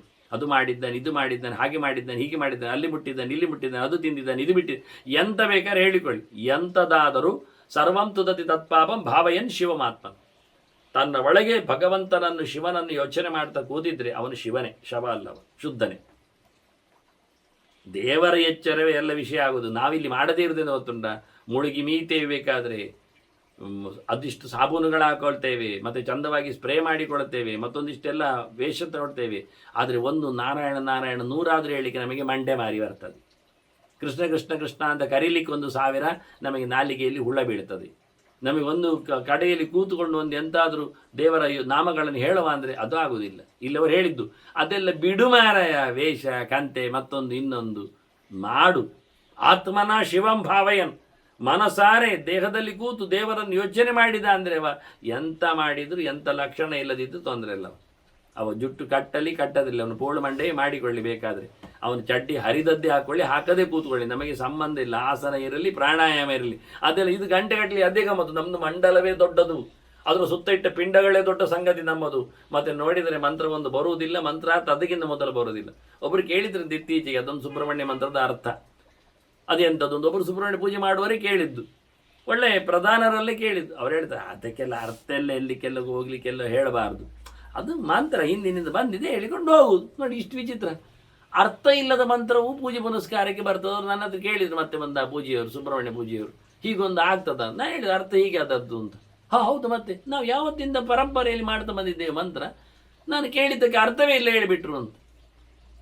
ಇಂಥದ್ದಲ್ಲಿ ವಿಚಿತ್ರವಾದಂಥ ಅಕ್ಷರಗಳ ಅರ್ಥ, ಪದಗಳ ಅರ್ಥ, ಕೂಟಗಳ ಅರ್ಥ, ಸುಮಾರು ವಿಷಯಗಳೆಲ್ಲ ಅದಕ್ಕೆ ಇವೆ. ಇರಲಿ ಬಿಡಿ. ಹಾಗೆ ಇಲ್ಲಿ ಗಮ್ಮತ್ತು ಕೇಳಿದರೆ ಹೊರಗಿನಿಂದ ಆಡಂಬರಗಳಿಗೆ ದೇವರು ಮೆಚ್ಚುವವನಲ್ಲ ಅನ್ನುವುದನ್ನು ಸ್ಪಷ್ಟಪಡಿಸ್ತಾನೆ. ಇದೆಲ್ಲ ವಿಡಂಬನೆ. ವಿಡಂಬಕನಾದವ ಅವ ಬ್ರಹ್ಮರಾಕ್ಷಸ ಆಗ್ತಾನೆ ಅಂತ ಕ್ರಮ. ನಿಜವಾಗಿ ದೇವತಾ, ಗುರು, ಶಾಸ್ತ್ರ ವಿಚಾರ ಇವುಗಳಿಗೆಲ್ಲ ವಿಡಂಬನೆ ಮಾಡುವವ ಅವ ನಿಜವಾಗಿ ಹಾಳಾಗಿ ಹೋಗ್ತಾನೆ, ಬ್ರಹ್ಮರಾಕ್ಷಸನಾಗಿ ಬರ್ತಾನೆ ಅಂತ. ಕೀಟ ಪಕ್ಷಿ ಪತಂಗಾನಾಂ ತಿರಶ್ಚಾಮಪಿ ಕೇಶವ ಮಹಾದೇವ ಪ್ರಪನ್ನಾನ ನಭಯಂ ವಿದ್ಯತೆ ಕ್ವಚಿತ್. ಅವನು ಕರೆದೇ ಹೇಳ್ತಾನೆ, ಓ ಕೇಶವ. ನೋಡಿ ಕೇಶವ ಯಾರು ಗೊತ್ತಾಯ್ತಲ್ಲ, ಕೃಷ್ಣ ಕೇಶವ. ಕೃಷ್ಣನಾಗ್ತಾನೆ ಯಾರಾದರೂ. ಕೃಷ್ಣ ಆಗದೇ ಇರತಕ್ಕ ಸಂಗತಿಯಿಂದ ನಮಗೆ ಗೊತ್ತುಂಟು. ಕೃಷ್ಣೋ ಮುಕ್ತೇ ಇರಿಚ್ಯತೆ ವೀತಮೋಹೈ ಅಂತ ಹಿಂದೆ ಬಂದಾಗಿದೆ. ಮುಕ್ತರು ಸಮೇತ ಪೂಜೆ ಮಾಡತಕ್ಕ ಸಂಗತಿ ಅದು ಕೃಷ್ಣ ಅಂತ. ಹಾಗೆ ಕರೆದೇ ಹೇಳ್ತಾನೆ, ಉಪಮನ್ ಹೇಳ್ತಾನೆ, ಕೇಶವ ನೋಡಿ ಶಿವ ಕೇಶವತ್ವವನ್ನು ಕೊಡ್ತಾನೆ, ಆಗ್ತದ ಆಗುವಂಥದ್ದು. ಅದು ಉಪಮನ್ನಿಗೆ ಗೊತ್ತುಂಟು ಇಲ್ಲ ಅಂತ. ಆದ್ರೆ ಹೇಳುವಾಗಿ ಹೇಳಿ ಬಿಡುದು. ಒಟ್ಟು ಹೇಳುವಾಗ ಎಂತ ಮಾಡ್ತಾನೆ, ಎಂತ ಬೇಕಾದ್ರೆ ಮಾಡ್ತಾನಮ್ಮ, ಗೊತ್ತಾಯ್ತಾ ಅಂತಾರೆ. ಮಾಡಲಿಕ್ಕೆ ಎಂತ ಆಗದಿದ್ರು ಹೇಳುವಾಗ ಹೇಳಲಿಕ್ಕೆ ಬರ್ತದೆ ಪೌರುಷ ಅಂತ. ಓ ಕೇಶವ ಎಂಥದ್ದು? ಪ್ರಾಣಿ ಪಕ್ಷಿ ಕ್ರಿಮಿಕೀಟ ಉಳ್ಳು ಹುಪ್ಪಟೆ ಎಂಥದ್ದು ಬೇಕಾದರೂ ಇರಲಿ, ಅವೆಲ್ಲ ಶಿವನನ್ನು ಕರೆದರೆ ಮಾತಾಡಿಸಿಕೊಂಡ್ರೆ ಅವನ ಬಗ್ಗೆ ಶರಣಾಗಿದ್ದರೆ ಖಂಡಿತವಾಗಿ ಅವರಿಗೆ ಯಾವುದರ ಹೆದರಿಕೆ ಇಲ್ಲ. ನೋಡಿ ಕೀಟಗಳು ಶಿವನನ್ನು ಕೈ ಮುಗಿತಾವೆ, ಕಾಲು ಹಿಡಿತಾವೆ ಎಲ್ಲ ಆಯ್ತು ನೋಡಿ. ಕೀಟ ಪಕ್ಷಿ ಪತಂಗ ತಿರಶ್ಚಾಂ, ಎಂಥ ಪ್ರಾಣಿ, ಹಾವು ಹರಣೆಗಳೇ ಇರಲಿ, ಪ್ರಾಣಿ ಪಕ್ಷಿಗಳೇ ಇರಲಿ, ಎಲ್ಲವೂ ಶಿವನನ್ನು ಮೆಚ್ಚಿಸಿದರೆ ಖಂಡಿತವಾಗಿ ಅವಳಿಗೆ ಹೆದರಿಕೆ ಇಲ್ಲ. ಇದು ವಿಶೇಷವಾದಂಥ ಸಂಗತಿ. ಏವಮೇವ ಮಹಾದೇವಂ ಭಕ್ತಾಯೇ ಮಾನವ ಭುವಿ ನತೆ ಸಂಸಾರ ವಶಗಾ ಇತಿಮೇ ನಿಶ್ಚಿತಾವತಿ. ಹೀಗೆ ಮನುಷ್ಯರು ಲೋಕದಲ್ಲಿ ಹಾಗೆ ಶಿವನ ಕೀಟ ಪತಂಗಗಳಿಗೇನೆ ಹೆದರಿಕೆ ಇಲ್ಲ, ಸಂಸಾರದಲ್ಲಿ ಬವಣೆ ಇಲ್ಲ ಅಂದಾಗ ಇನ್ನು ಮನುಷ್ಯರ ಕಥೆ ಅಂತ. ಸಂಸಾರದಲ್ಲಿ ಮತ್ತೆ ಅವರು ಬರುವುದೇ ಇಲ್ಲ, ಬೀಳುವುದೇ ಇಲ್ಲ, ಸಿಕ್ಕಿ ಬೀಳುವುದೇ ಇಲ್ಲ ಶಿವನ ಚಿಂತನೆ ಮಾಡಿದವರಿಗೆ ಅಂತ ಬಹಳ ಚಂದವಾಗಿ ಉಪಮನ್ಯು ಹೇಳಿದ್ದಾನೆ ಅಂತ ಕೃಷ್ಣ ಹೇಳಿ, ಮತ್ತೆ ಕೃಷ್ಣ ತನ್ನ ಮಾತು ಹೇಳ್ತಾನೆ. ನೋಡಿ, ಶರ್ವಾತ್ ಜಾತಂ ವಿದ್ಯತ್ ಕೀರ್ತಿತಮ್ಮೆ. ನಾನೆಂತ ಹೇಳುತ್ತೇನೆ ಅದೆಲ್ಲ ಶಿವನಿಂದ ಹುಟ್ಟಿದ್ದು ಅಂತ ತಿಳ್ಕೊಳ್ಳಿ. ಮೊದಲಿಗೆ ಅವನಿಂದ ಬಂದದ್ದು ಈ ಜಗತ್ತು. ಯಾವುದೆಲ್ಲ ಗೊತ್ತುಂಟ? ಆದಿತ್ಯ ಚಂದ್ರವು, ನಾನು ವಿವರಿಸಬೇಕಾಗಿಲ್ಲ ಹೇಳುವಾಗ. ಅನಿಲ ಅನಲೌಚ, ಅನಿಲ ಅಂದರೆ ಗಾಳಿ, ಅನಲ ಅಂದರೆ ಬೆಂಕಿ. ದ್ಯೌ ಭೂಮಿರಾಪಹ, ಸ್ವರ್ಗ, ನೆಲ, ನೀರು. ವಸವೋಥ ವಿಶ್ವೇ, 8 ವಸುಗಳು, ಮತ್ತು ವಿಶ್ವೇ ದೇವತೆಗಳು 10 ಜನ ಶ್ರಾದ್ದದಲ್ಲಿ ಪೂಜೆಗೆ ಬರುವವರು. ದುರಿಲೋಚನರು, ಸತ್ಯವಸ್ತು ಸಂಜ್ಞಕರು, ಪುರೂರವ ಆರ್ದ್ರವರು, ಕಾಮಕಾಲರು, ಇವರೆಲ್ಲ ವಾಸ್ತವವಾಗಿ ಪುರೂರ ಆರ್ದ್ರವರು ವಾರ್ಷಿಕವಾಗಿ ಬರುವವರು ಸೇರಿಕೊಂಡು, ಕ್ರತುದಕ್ಷರು ಇನ್ನಿಬ್ಬರು, ಹೀಗೆ 10 ಜನ ವಾಸ್ತವವಾಗಿ. ಇನ್ನು ಆದಿತ್ಯರಲ್ಲಿ ಧಾತ, ಅರ್ಯಮ ಮತ್ತು ಗುರು ಶುಕ್ರರು, ಶುಕ್ರ ಬೃಹಸ್ಪತಿ ಚ, ರುದ್ರಾಹ ಸಸಾಧ್ಯ ಮತ್ತು ಅವಾಂತರ ರುದ್ರರು, ರೈವತ, ಓಜ, ಭವ, ಭೀಮ, ವಾಮ, ಉಗ್ರ, ವೃಷಾಕಪಿ, ಅಜೈಕ್ವಾತ, ಅಹಿರ್ವಜ್ಞ, ಬಹುರೂಪ. ಇನ್ನು ಸಾಧ್ಯ ದೇವತೆಗಳು ಅವರು ಸೇರಿಕೊಂಡು ವರುಣ, ಇನ್ನು ವರುಣೋತ ಗೋಪಃ ನೆಲವನ್ನು ನೋಡಿಕೊಳ್ಳುವವರು ಅಥವಾ ಸ್ವರ್ಗವನ್ನು ಕಾಪಾಡಿಕೊಳ್ಳುವವರು. ಇನ್ನು ಉಳಿದವರೆಲ್ಲ ಬಂದವರು ಬಿಟ್ಟವರು, ದಿಕ್ಪಾಲಕರೆಲ್ಲ ಇದ್ದಾರೆ, ನಿವೃತ್ತಿಯಾದಿಗಳೆಲ್ಲ ಇದ್ದಾರೆ. ವರುಣ ಬಂದಾಗಿದೆ, ಇಂದ್ರ ಬಂದಾಗಿದೆ, ಅಗ್ನಿ ಬಂದಾಗಿದೆ, ವಸುಗಳಲ್ಲಿ ಯಮ ಬರ್ತಾನೆ, ಬಂದಿದ್ದಾನೆ. ಹಾಗಾಗಿ ನಿವೃತ್ತಿ ಇದ್ದಾನೆ, ಕುಬೇರ ಇದ್ದಾನೆ, ಇವರೆಲ್ಲ. ಹಾಗೆ ಬ್ರಹ್ಮ, ಶಕ್ರಃ, ಮಾರುತಃ, ಬ್ರಹ್ಮ, ಸತ್ಯಂ, ಸತ್ಯ ಅಂದರೆ ಮೀಮಾಂಸಾಕೃತಿಗಳು. ಇನ್ನು ವೇದಾಹ, ಯಜ್ಞಾಹ, ದಕ್ಷಿಣ, ಇವೆಲ್ಲ ರುದ್ರನಿಂದ ಸೃಷ್ಟಿಯಾದದ್ದು. ವೇದ ಬಾಹ್ಯಾಹ ದಕ್ಷಿಣ, ವೇದಕ್ಕಿಂತ ಹೊರಗೆ ಕೊಡ್ತಕ್ಕ ದಕ್ಷಿಣೆಯೂ ಸಹ ಅವನಿಂದಲೇ ಸೃಷ್ಟಿಗೆ ಬಂದದ್ದು. ವೇದದೊಟ್ಟಿಗೆ ವೇದ ರಕ್ಷೆಗಳು, ವೇದದಲ್ಲಿ ಬರತಕ್ಕಂಥ ಯಜ್ಞಗಳು ಇದ್ದಾಗೆ, ಅಂದರೆ ವೇದದಲ್ಲೆಲ್ಲ ಯಜ್ಞಗಳು ಮತ್ತು ಯಜ್ಞದಲ್ಲಿ ಹೇಳಲ್ಪಟ್ಟಂಥ ದಕ್ಷಿಣೆ. ಇನ್ನು ಹೇಳುವುದಾದರೆ ಸೋಮಃ, ಬಳ್ಳಿ, ಸೋಮರಸ, ಎಷ್ಟ ಹೋಮ ಮಾಡುವ ಯಜಮಾನ ಮಾಡಿಸುವ, ಎಚ್ಚ ಹವ್ಯಂ ಹವಿಷ್ಠ, ಆಹುತಿಗೆ ಬೇಕಾದ ದ್ರವ್ಯಗಳು, ಅದು ಕವ್ಯಂ ಹವಿಷ್ಠ ಆಗ್ಬೋದು, ಪಿತೃಗಳಿಗೆ ಸಂಪಾದಲ್ಪಟ್ಟಂಥ ವಸ್ತುಗಳಾಗ್ಬೋದು. ರಕ್ಷಾ, ದೀಕ್ಷಾ, ಇನ್ನು ಅವನು ಕಂಕಣ ಬಂಧ ಮಾಡಿಕೊಳ್ತಾನೆ, ರಕ್ಷೆ ಮಾಡಿಕೊಳ್ತಾನೆ, ಅದಕ್ಕೆ ಸಂಬಂಧಪಟ್ಟಂತೆ. ಇನ್ನು ದೀಕ್ಷಿತನಾಗ್ತಾನೆ, ದೀಕ್ಷೆ ಕೊಡ್ತಾರೆ ಅವರಿಗೆ. ಸಂಯಮ, ಇನ್ನು ಯಮ ನಿಯಮಗಳು, ಅಹಿಂಸೆ, ಸತ್ಯ, ಅಸ್ತೇಯ, ಬ್ರಹ್ಮಚರ್ಯ, ಅಪರಿಗ್ರಹ, ಶೌಚ, ತಪಸ್ಸು, ತುಷ್ಟಿ, ಸ್ವಾಧ್ಯಾಯ, ಹರಿಪೂಜನೆ, ಇವೆಲ್ಲವೂ ಸಹ ಈ ಸಂಯಮ ನಿಯಮಗಳು ಎಲ್ಲ ಸಹ. ಏಚ ಕೇಚ್, ಇವೆನ್ನದರೊಟ್ಟಿಗೆ ಸೆಲ್ಲಲ್ಪಟ್ಟದ್ದು, ಸೇರದೇ ಇದ್ದದ್ದು ಇನ್ನೇನೆಲ್ಲ ಉಂಟು, ಶಾಂತಿ, ಸೈರಣೆ, ಅನಸೂಯೆ ಎಲ್ಲ, ಇವೆಲ್ಲವೂ ಶಿವನಿಂದ ಸರ್ವಾಜ್ಜಾತಂ ವಿದ್ಧಿ ಯತ್ ಕೀರ್ತಿದಮ್ಮೆ, ನಾನು ಹೇಳುವಂಥದ್ದು ಅಂತ ಕೃಷ್ಣ ಹೇಳಿಬಿಟ್ಟಿದ್ದಾನೆ. ಇನ್ನು ಹೋಮದಲ್ಲಿ ಬರತಕ್ಕಂಥ ಸ್ವಾಹಾಕಾರ, ಅದಕ್ಕೆ ಅಭಿಮಾನಿ ದೇವತೆಯರು ಇರ್ತಾರೆ. ಔಷಟ್, ದೊಡ್ಡ ಯಜ್ಞಗಳಲ್ಲಿ ಮಾಡುವಂಥದ್ದು. ಬ್ರಾಹ್ಮಣ, ಅದಕ್ಕೆ ಸಂಬಂಧಪಟ್ಟವರು. ಸೌರಭೇಯಿ, ದನ, ಅದಕ್ಕೆ ರಾಜ್ಯಕ್ಕೆ ಕಾರಣವಾಗಿ. ಧರ್ಮಂಚ ಅಗ್ರ್ಯಂ, ಉತ್ತಮವಾದ ಧರ್ಮ, ಅದರ ದೇವತೆಯಾದಂತಹ ಯಮ ಬೇರೆ. ಕಾಲಚಕ್ರಂ, ಸಮಯ, ಮುಹೂರ್ತ, ಅವೆಲ್ಲ. ಬಲಂಚ, ಇನ್ನು ಎಲ್ಲದರ ಬಲ, ತಾರಾಬಲಂ, ಯೋಗಬಲಂ, ಕರ್ಣಬಲಂ ಹೇಳಿದಾಗೆ, ಮುಹೂರ್ತಕ್ಕೆ ಸಂಬಂಧಪಟ್ಟಂತೆ, ದೇಶದ ಕಾಲದ ಸಂಬಂಧಪಟ್ಟಂತೆ. ಇನ್ನು ಯಶಃ, ದಮಃ, ಬುದ್ಧಿಮತಾಂ ಸ್ಥಿತಿಶ್ಚ, ಯಶಸ್ಸು ಅದರ ದೇವತೆಗಳು, ದಮಃ ನಿಗ್ರಹ, ಬುದ್ಧಿಮತಾಂ ಸ್ಥಿತಿಶ್ಚ ಬುದ್ಧಿಮಂತರ ಇರುವಿಕೆ, ಅವರ ವಿಶೇಷವಾದಂತಹ ಪರಿಸ್ಥಿತಿ, ಪ್ರತಿಷ್ಠೆ, ಅದರೊಟ್ಟಿಗೆ ಶುಭಾಶುಭೆ. ಮತ್ತು ಏ ಮುನೇಷ್ಟ ಸಪ್ತ, ಪ್ರಧಾನ ಮುನಿಗಳು, ಮರೀಚಿ, ಅತ್ರಿ, ಅಂಗಿರಸ್ಸು, ಪುಲಸ್ತ್ಯ, ಪುಲಹ, ಕ್ರತು, ಭೃಗು, ಇವರು ಪ್ರಧಾನ ಋಷಿಗಳು. ಅದರಂತೆ ಅಗ್ರ್ಯಾ ಬುದ್ಧಿ ಮನಸ ದರ್ಶನಂಚ, ಪ್ರಧಾನವಾದ ಬುದ್ಧಿ, ಚಿಂತನೆ, ಉತ್ತಮ ಮಟ್ಟದ ಸಾತ್ವಿಕವಾದ ಯೋಚನೆ, ಆನಂತರ ಎಲ್ಲದರ ಕಾಣಿಕೆ. ಸ್ಪರ್ಶಶ್ಚಾಗ್ರ್ಯ, ಒಳ್ಳೆ ಮಟ್ಟದ ಸ್ಪರ್ಶ. ಕರ್ಮಣಾಂ ವಾಚ ಸಿದ್ಧಿ, ಕರ್ಮಣದ ಸಿದ್ಧಿ, ಕರ್ಮಗಳ ಕೆಲಸಗಳ ಬಹುಮುಖದ ಕರ್ಮಗಳು, ಕರ್ಮಾಕರ್ಮ ವಿಕರ್ಮ ಅಂತ ಹೇಳಿದಾಗೆ ಅದರೊಟ್ಟಿಗೆ ನಿತ್ಯ ನೈಮಿತ್ತಿಕ ಕಾಮ್ಯ ಕರ್ಮಗಳು, ಇದರ ಸಿದ್ಧಿಗಳು. ಇದರಂತೆ ಗಣ ದೇವಾನಾಂ, ದೇವತೆಗಳ ಗಣಗಳು. ಊಷ್ಮಪಾಹ, ಕಿರಣಗಳನ್ನು ಮಾತ್ರ ಕುಡಿದು ಬದುಕುವವರು. ಸೋಮಪಾಶ್ಚ, ಚಂದ್ರಕಿರಣವನ್ನು ಕುಡಿದು ಬದುಕುವವರು ಮತ್ತೆ ಬೇಕಾದರೆ. ಲೇಖಾಹ, ಸುಯಾಮಾಹ, ತುಷಿತಾಹ, ಬ್ರಹ್ಮಕಾಯ, ಇವೆಲ್ಲ ದೇವತೆಗಳ ಗಣನಗಳು, ಗುಂಪುಗಳು, ಪ್ರತ್ಯೇಕವಾಗಿ ಬಂದವರು. ಇವರೆಲ್ಲರೂ ಸಹ ಶಿವನಿಂದಲೇ ಬರ್ತಾರೆ. ಆಭಾಸುರ, ಬೆಳಕು ತುಂಬಿದವರು, ಬೆಳಕಿನ ಗೆರೆಯವರು. ಗಂಧಪಾಹ, ಗಂಧ ಕುಡಿಯುವವರು. ಧೂಮಪಾಹ, ಹೊಗೆ ಕುಡಿಯುವವರು. ನೋಡಿ, ಸೋಮಪಾಶ್ಚ, ಅದು ಹಿಂದೆ ಬಂದಿದೆ ನಾವು ಸೋಮಪಾವರು. ಅದರಂತೆ ವಾಚಾ ವಿರುದ್ಧಾಶ್ಚ ಮನೋವಿರುದ್ಧ, ಮಾತಿಗೆ ನಿಲುಕದವರು, ಮನಸ್ಸಿಗೂ ಸಿಗದವರು, ತದ್ವಿರುದ್ಧರಿದ್ದಾರೆ. ಅವರೆಲ್ಲರೂ ಅವನಿಂದ ಬಂದಿದ್ದಾರೆ.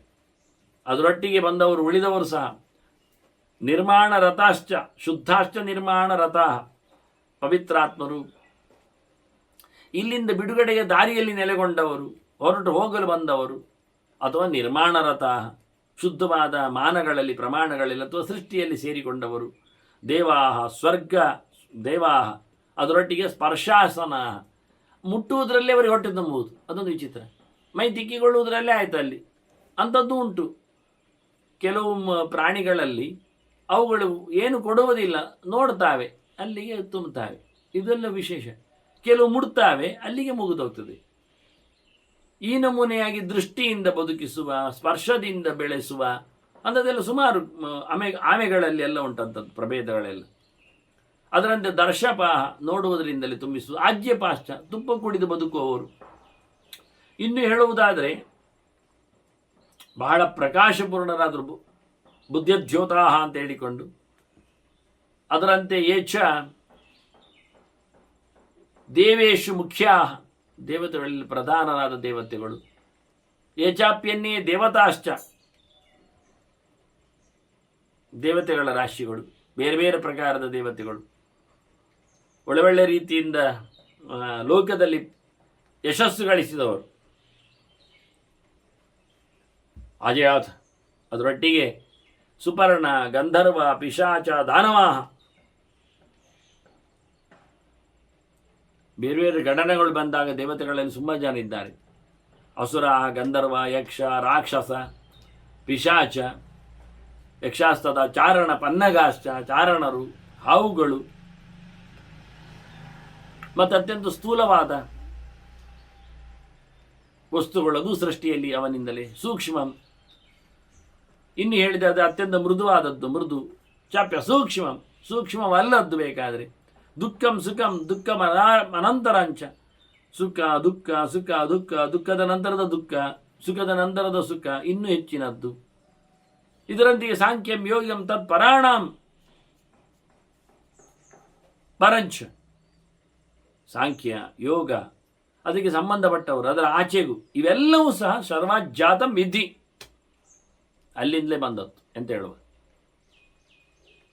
ವಿಧಿಮತ್ ಮದ್ಯತ್ ಕೀರ್ತಿದಮ್ಮೆ ತತ್ ಸಂಭೂತಾಹ ಅಲ್ಲಿಂದ ಹುಟ್ಟಿ ಬಂದವರು. ಮತ್ತೆ ಭೂತಕೃತಃ ಜಗತ್ತನ್ನು ಸೃಷ್ಟಿ ಮಾಡುವವರು, ಪಂಚಭೂತಗಳನ್ನು ನಿರ್ಮಾಣ ಮಾಡುವವರು, ವರೇಣ್ಯ ಅತ್ಯಂತ ಶ್ರೇಷ್ಠರು, ಆಕಾಶಾದಿಗಳು ಅದರಲ್ಲಿ ಸೇರಿದವರು, ಗಣಪತ್ಯಾದಿಗಳು, ಸರ್ವೇ ದೇವಾ ಭುವನಸ್ಯಾಸ್ಯ ಗೋಪಾಹ ಈ ಲೋಕದ ಅರಸರು ದೊಡ್ಡ ಮಟ್ಟಿನಲ್ಲಿ. ಇವರನ್ನೆಲ್ಲರನ್ನು ಸಹ ಅವಿಶ್ಯೇಮಾಂ ಧರಿಣೀಂ ಯೋಭ್ಯರಕ್ಷನ್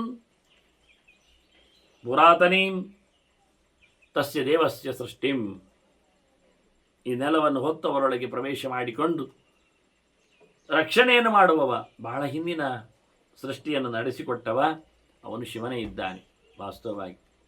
ವಿಚಿನ್ವಂತಸ್ತಪಸಾ ತಸ್ತವೀಯ ತಪಸ್ಸಿನಿಂದ ಬಹಳ ದೊಡ್ಡ ಮಟ್ಟಿನ ಎಲ್ಲೆಡೆ ತುಂಬಿದ ಶಿವನನ್ನು ಅವರು ಹುಡುಕ್ತಾರೆ, ತಿಳಿತಾರೆ. ಕಿಂಚಿತ್ ತತ್ವಂ ಪ್ರಾಣ ಹೇತೋ ನತೋಸ್ಮಿ ಅಂತಹ ಹುಡುಕಾಡಿದ ವಸ್ತುವನ್ನು ನಾನು ಮತ್ತೆ ಪ್ರಾಣನಿಗಾಗಿ, ಬದುಕಿಗಾಗಿ, ಚೇಷ್ಟೆಗಾಗಿ, ಪೂರ್ಣತೆಗಾಗಿ, ಆನಂದಕ್ಕಾಗಿ, ಖುಷಿಯಲ್ಲಿ ಮಣಿದಿದ್ದೇನೆ ಅಂತ ಹೇಳ್ತಾನೆ ಕೃಷ್ಣ.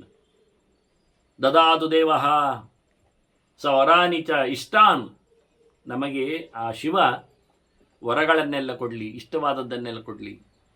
ಅಭಿಷ್ಟಿತೋ ನಃ ಪ್ರಭುರವ್ಯಯ ಸ್ವದಾ ನಮ್ಮಿಂದ ಸುತನಾದವನು, ಸಮರ್ಥನು, ಯಾವುದೇ ಪ್ರಕಾರವಾದ ವಿಕಾರ ಇಲ್ಲದವನು, ತೊಂದರೆ ಪಡೆದವನು ಆಗಿದ್ದಾನೆ. ಹಾಗಾಗಿ ಅವನನ್ನು ವರ್ಷಗಟ್ಟಲೆ ಸ್ತವನ ಮಾಡಿದರೆ ಎನ್ನುವುದು ಸತ್ಯ. ಅದು ಹಿಂದೆಯೂ ಬಂದಿದೆ. ವರ್ಷ ಮಾಡಿದಾಗಿ ಸ್ತವರಾಜದಿಂದ 1000 ನಾಮದಿಂದ ಚಿಂತನೆ ಮಾಡಿದರೆ, ಒಂದು ವರ್ಷ ಮಾಡಿದರೆ ಅವನು ಅಶ್ವಮೇಧ ಫಲವನ್ನು ಪಡೆದ ಲಾಭವನ್ನು ಪಡೆಯುತ್ತಾನೆ ಅಂತ. ಆದರೆ ಅವನು ಅದಕ್ಕೆ ಬೇಕಾಗಿರತಕ್ಕ ತಯಾರಿ ಇರಬೇಕು. ಇಮಂ ಸ್ತವಂ ಸನ್ನಿಯಂ ಇಂದ್ರಿಯಾಶ್ಚ ಅಂತ, ಇಂದ್ರಿಯಗಳನ್ನು ಹತೋಟಿಯಲ್ಲಿಟ್ಟುಕೊಂಡು ಮಾಡಿದಾಗ ಮಾತ್ರ ಕೆಲಸ ಆಗುವಂಥದ್ದು, ಇಲ್ಲಾದರೆ ಇಲ್ಲ. ಹಾಗೆ ನಡೆಸಿಕೊಟ್ಟಾಗ, ಸಾಧನೆ ಮಾಡಿದಾಗ ಅವನಿಗೆ ಅದರ ಲಾಭ ಬರ್ತದೆ. ಅಂತಹ ರೀತಿಯಲ್ಲಿ ಅವನು ಅಶ್ವಮೇಧ ಯಾಗ ಮಾಡಿದ ಫಲಕ್ಕೆ ಸಮನಾಗ್ತಾನೆ. ಬಹಳ ಹಿಂದೆ ಇದರ ಚಿಂತನೆ ಮಾಡಿದವರೆಲ್ಲ ಬ್ರಾಹ್ಮಣರಾಗಿದ್ದರೆ ಅವರು ವೇದಗಳನ್ನು ಪೂರ್ಣವಾಗಿ ಪಡೆಯಲು ಸಮರ್ಥರಾಗ್ತಾರೆ. ಕ್ಷತ್ರಿಯರು ಸ್ತೋತ್ರ ಚಿಂತನೆ ಮಾಡಿಕೊಂಡ್ರೆ ಅವರು ಪೂರ್ಣವಾದಂಥ ನೆಲವನ್ನು ಕಾಪಾಡಿಕೊಳ್ಳಲು ಸಮರ್ಥರಾಗ್ತಾರೆ. ವೈಶ್ಯರಾದರೆ ಬಹಳ ದೊಡ್ಡ ಮಟ್ಟಿನ ಲಾಭವನ್ನು ಪಡಿತಾರೆ. ಮತ್ತು ಕೆಲಸದಲ್ಲಿ ಒಂದು ದಕ್ಷತೆ ಅವರಿಗೆ ಬರ್ತದೆ. ಶೂದ್ರರು ಒಳ್ಳೆಯ ಎತ್ತರದ ಸ್ಥಾನವನ್ನು ಪಡಿತಾರೆ, ಸ್ವರ್ಗಾದಿಗಳನ್ನು ಪಡಿತಾರೆ, ಸದ್ಗತಿಯನ್ನು ಪಡಿತಾರೆ, ಸುಖವನ್ನು ಪಡಿತಾರೆ. ಇಂತಹ ವ್ಯವಸ್ಥೆಯನ್ನು ಯಾವುದೇ ತಮ್ಮ ಸಾಧನೆಗಳನ್ನು ಲೋಪಗೊಳಿಸದೆ ಸಾಧನೆ ಮಾಡಬೇಕು. ಅಭಗ್ನಯೋಗ ಎನ್ನುವುದನ್ನು ಮುಖ್ಯ ಹೇಳುತ್ತಾರೆ ಮಾಡಿಕೊಂಡಾಗ ಕೃಷ್ಣ. ಯೋಗ ಅಂದರೆ ಪ್ರಯೋಗಗಳು, ಅದಕ್ಕೆ ಬೇಕಾಗಿರತಕ್ಕ ಸನ್ನಾಹಗಳು. ಹಾಗೆ ಅದನ್ನೆಲ್ಲ ತಪ್ಪಿಸಿಕೊಳ್ಳದಂತೆ ಮಾಡಿಕೊಂಡಾಗ ಅದು ಬಹಳ ದೊಡ್ಡ ಮಟ್ಟಿನಲ್ಲಿ ಆಗ್ತದೆ. ಸ್ತವರಾಜಮಿಮಂ ಕೃತ್ವ ರುದ್ರಾಯ ದಧಿರೇ ಮನಃ. ಬಹಳ ಹಿಂದಿನವರೆಲ್ಲ, ದೊಡ್ಡ ಮಟ್ಟಿನವರೆಲ್ಲ, ಚಿಂತನೆ ಮಾಡಿದವರೆಲ್ಲ ಈ ಸ್ತೋತ್ರವನ್ನು ನಮಗೆ ಕೊಟ್ಟಿದ್ದಾರೆ. ಶಿವನಲ್ಲಿ ಮನಸ್ಸನ್ನು ಇಟ್ಟು ಅದನ್ನು ತಂದಿದ್ದಾರೆ. ಹಾಗಾಗಿ ಏನಾಯ್ತು, ಅವನಿಗೆ ಇಷ್ಟ ಆಗುವಂಥದ್ದಾಯಿತು ಅಂತಾಯಿತು. ಇದು ಸರ್ವದೋಷಾವಹಂ ಪುಣ್ಯಂ ಪವಿತ್ರಂ ಚ ಯಶಸ್ವಿನ. ತಯಾರು ಮಾಡಿದವರು ಇದನ್ನು ತಯಾರು ಮಾಡುವಾಗ ಭಾಳ ಅದ್ಧೂರಿಯಾಗಿ, ಪುಣ್ಯಪ್ರದವನ್ನಾಗಿ, ಸಕಲ ದೋಷ ನಿವೃತ್ತವನ್ನಾಗಿ, ಪವಿತ್ರವನ್ನಾಗಿ ಇದನ್ನು ಕೊಟ್ಟಿದ್ದಾರೆ, ನಮಗೆ ಚಿಂತನೆಯಲ್ಲಿ ತಂದಿದ್ದಾರೆ.